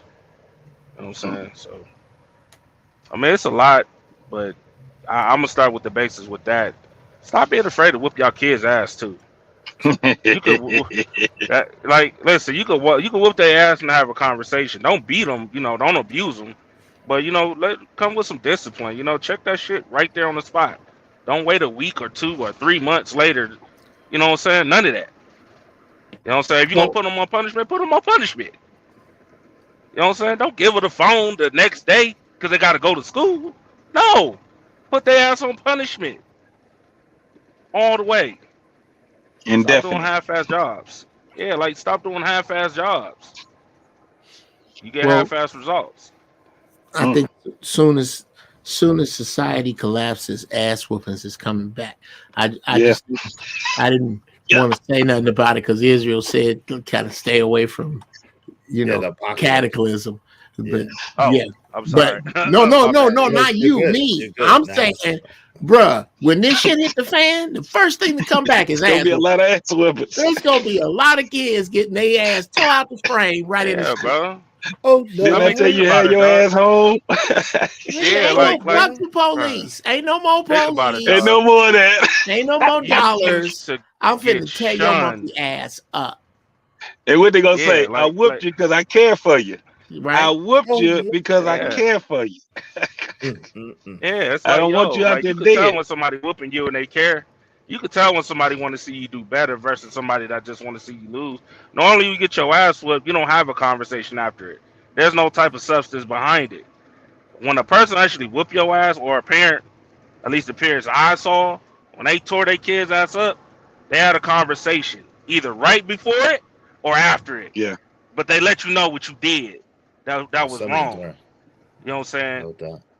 And then on top of that, they didn't wait till you was 13, 14, 15. Nah, they did this when you was younger. So about time you got before middle school, about 9 or 10, you was straight. They just had to make sure you stayed on the right path. You know what I'm saying? But I don't see none of that today. Hey, thank you. Appreciate you, Chucky. Yeah, JT, what's your last words, brother? We about to close out. Y'all want to send everybody over there to my man's and them, Stanley D Rock the Block, Stanley D Rock the Block. If you would put D Rock the Block's channel again in the chat, y'all check out my man Stanley D Rock the Block, who's live now. I want to send everybody over there after y'all last words. Shout out to Uncle Jeff. I was gonna give you last words too, but I want to send everybody over to Stanley D Rock. Hey, Chucky left too. What's your last word, JT? I was just gonna tell her on the standpoint of what they were just saying, man. I was just about to say, ass whooping you. You know, when your daddy really care about you, because when you had a conversation with you, he ends it right before he whoop your ass with Put your hand down. Didn't I tell your ass? When they say didn't I tell you? I was going your ass. Now that's basically it. You know what I'm saying? But yeah, man, to truckers, to his point, bro, discipline is definitely there. We need it with structure and everything else, man. I really appreciate you, Israel, man. Keep doing your grind, bro. I love it. I love it. I love it, man. You are absolutely an inspiration to a lot of us over here, man, on these YouTube streets, bro. So salute to you, my man. Salute to you, man. Thank you. I appreciate you, JT. Yo, put my man, What We Know podcast in the chat too. I appreciate you, Emperor Coach at 303 the Great. Uncle Jeff's channel in the chat, Smitty Corners channel in the chat, JD 1975 channel in the chat, and you already got my man's in them, Stanley D Rock the Block channel in the chat. Everybody, if y'all leave here, y'all looking for a dope show, go over there to Stanley D Rock the Block stream and check him out. Subscribe to my man, What We Know podcast, JT. Subscribe to Uncle Jeff. He got the Church of Holy Shit on Sundays, and he got the hot on Wednesday. So check him out. You know what I'm saying? Wednesday nights and Sunday. And then check out my man JT when he be live. My man Stanley D Rock the Block, JD 1975. Shout out to Cajun Darkfire, sponsor of the show. Y'all definitely check out my man Cajun Darkfire. He be doing the shorts. Y'all subscribe to him. He'll be up on the community tab. I appreciate y'all. Salute to you, JT. Be safe out there, man. Thank you again, bro. Brother. Let me thank everybody who hit the Cash App and who hit the super chat, man. I appreciate y'all.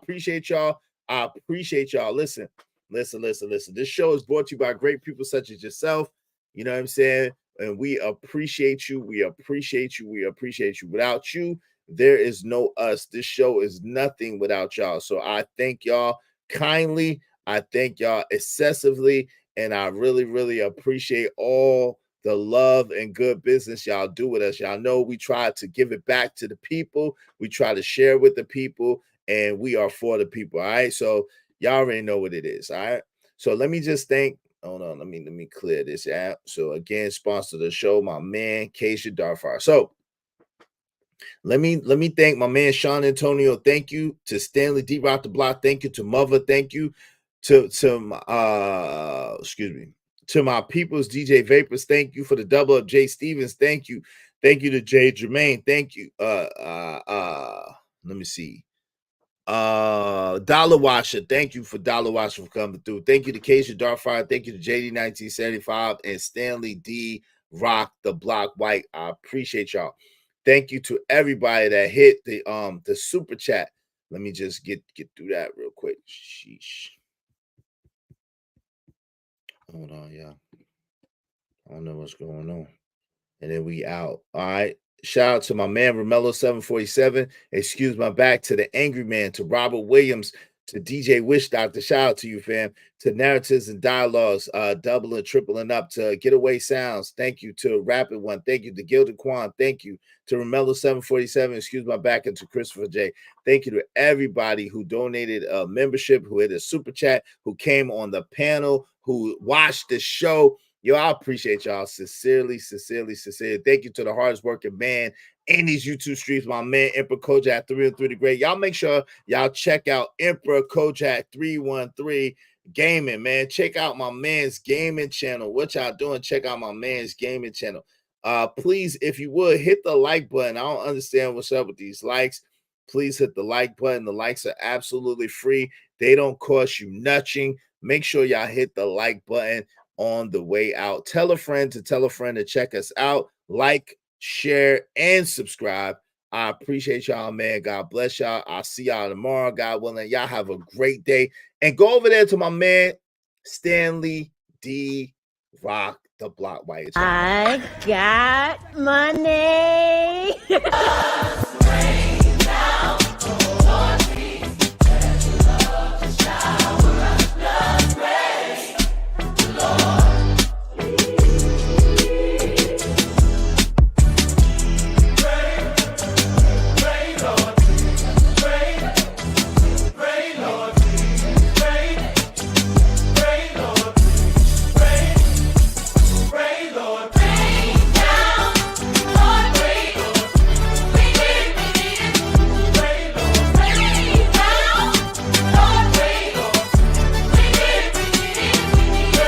It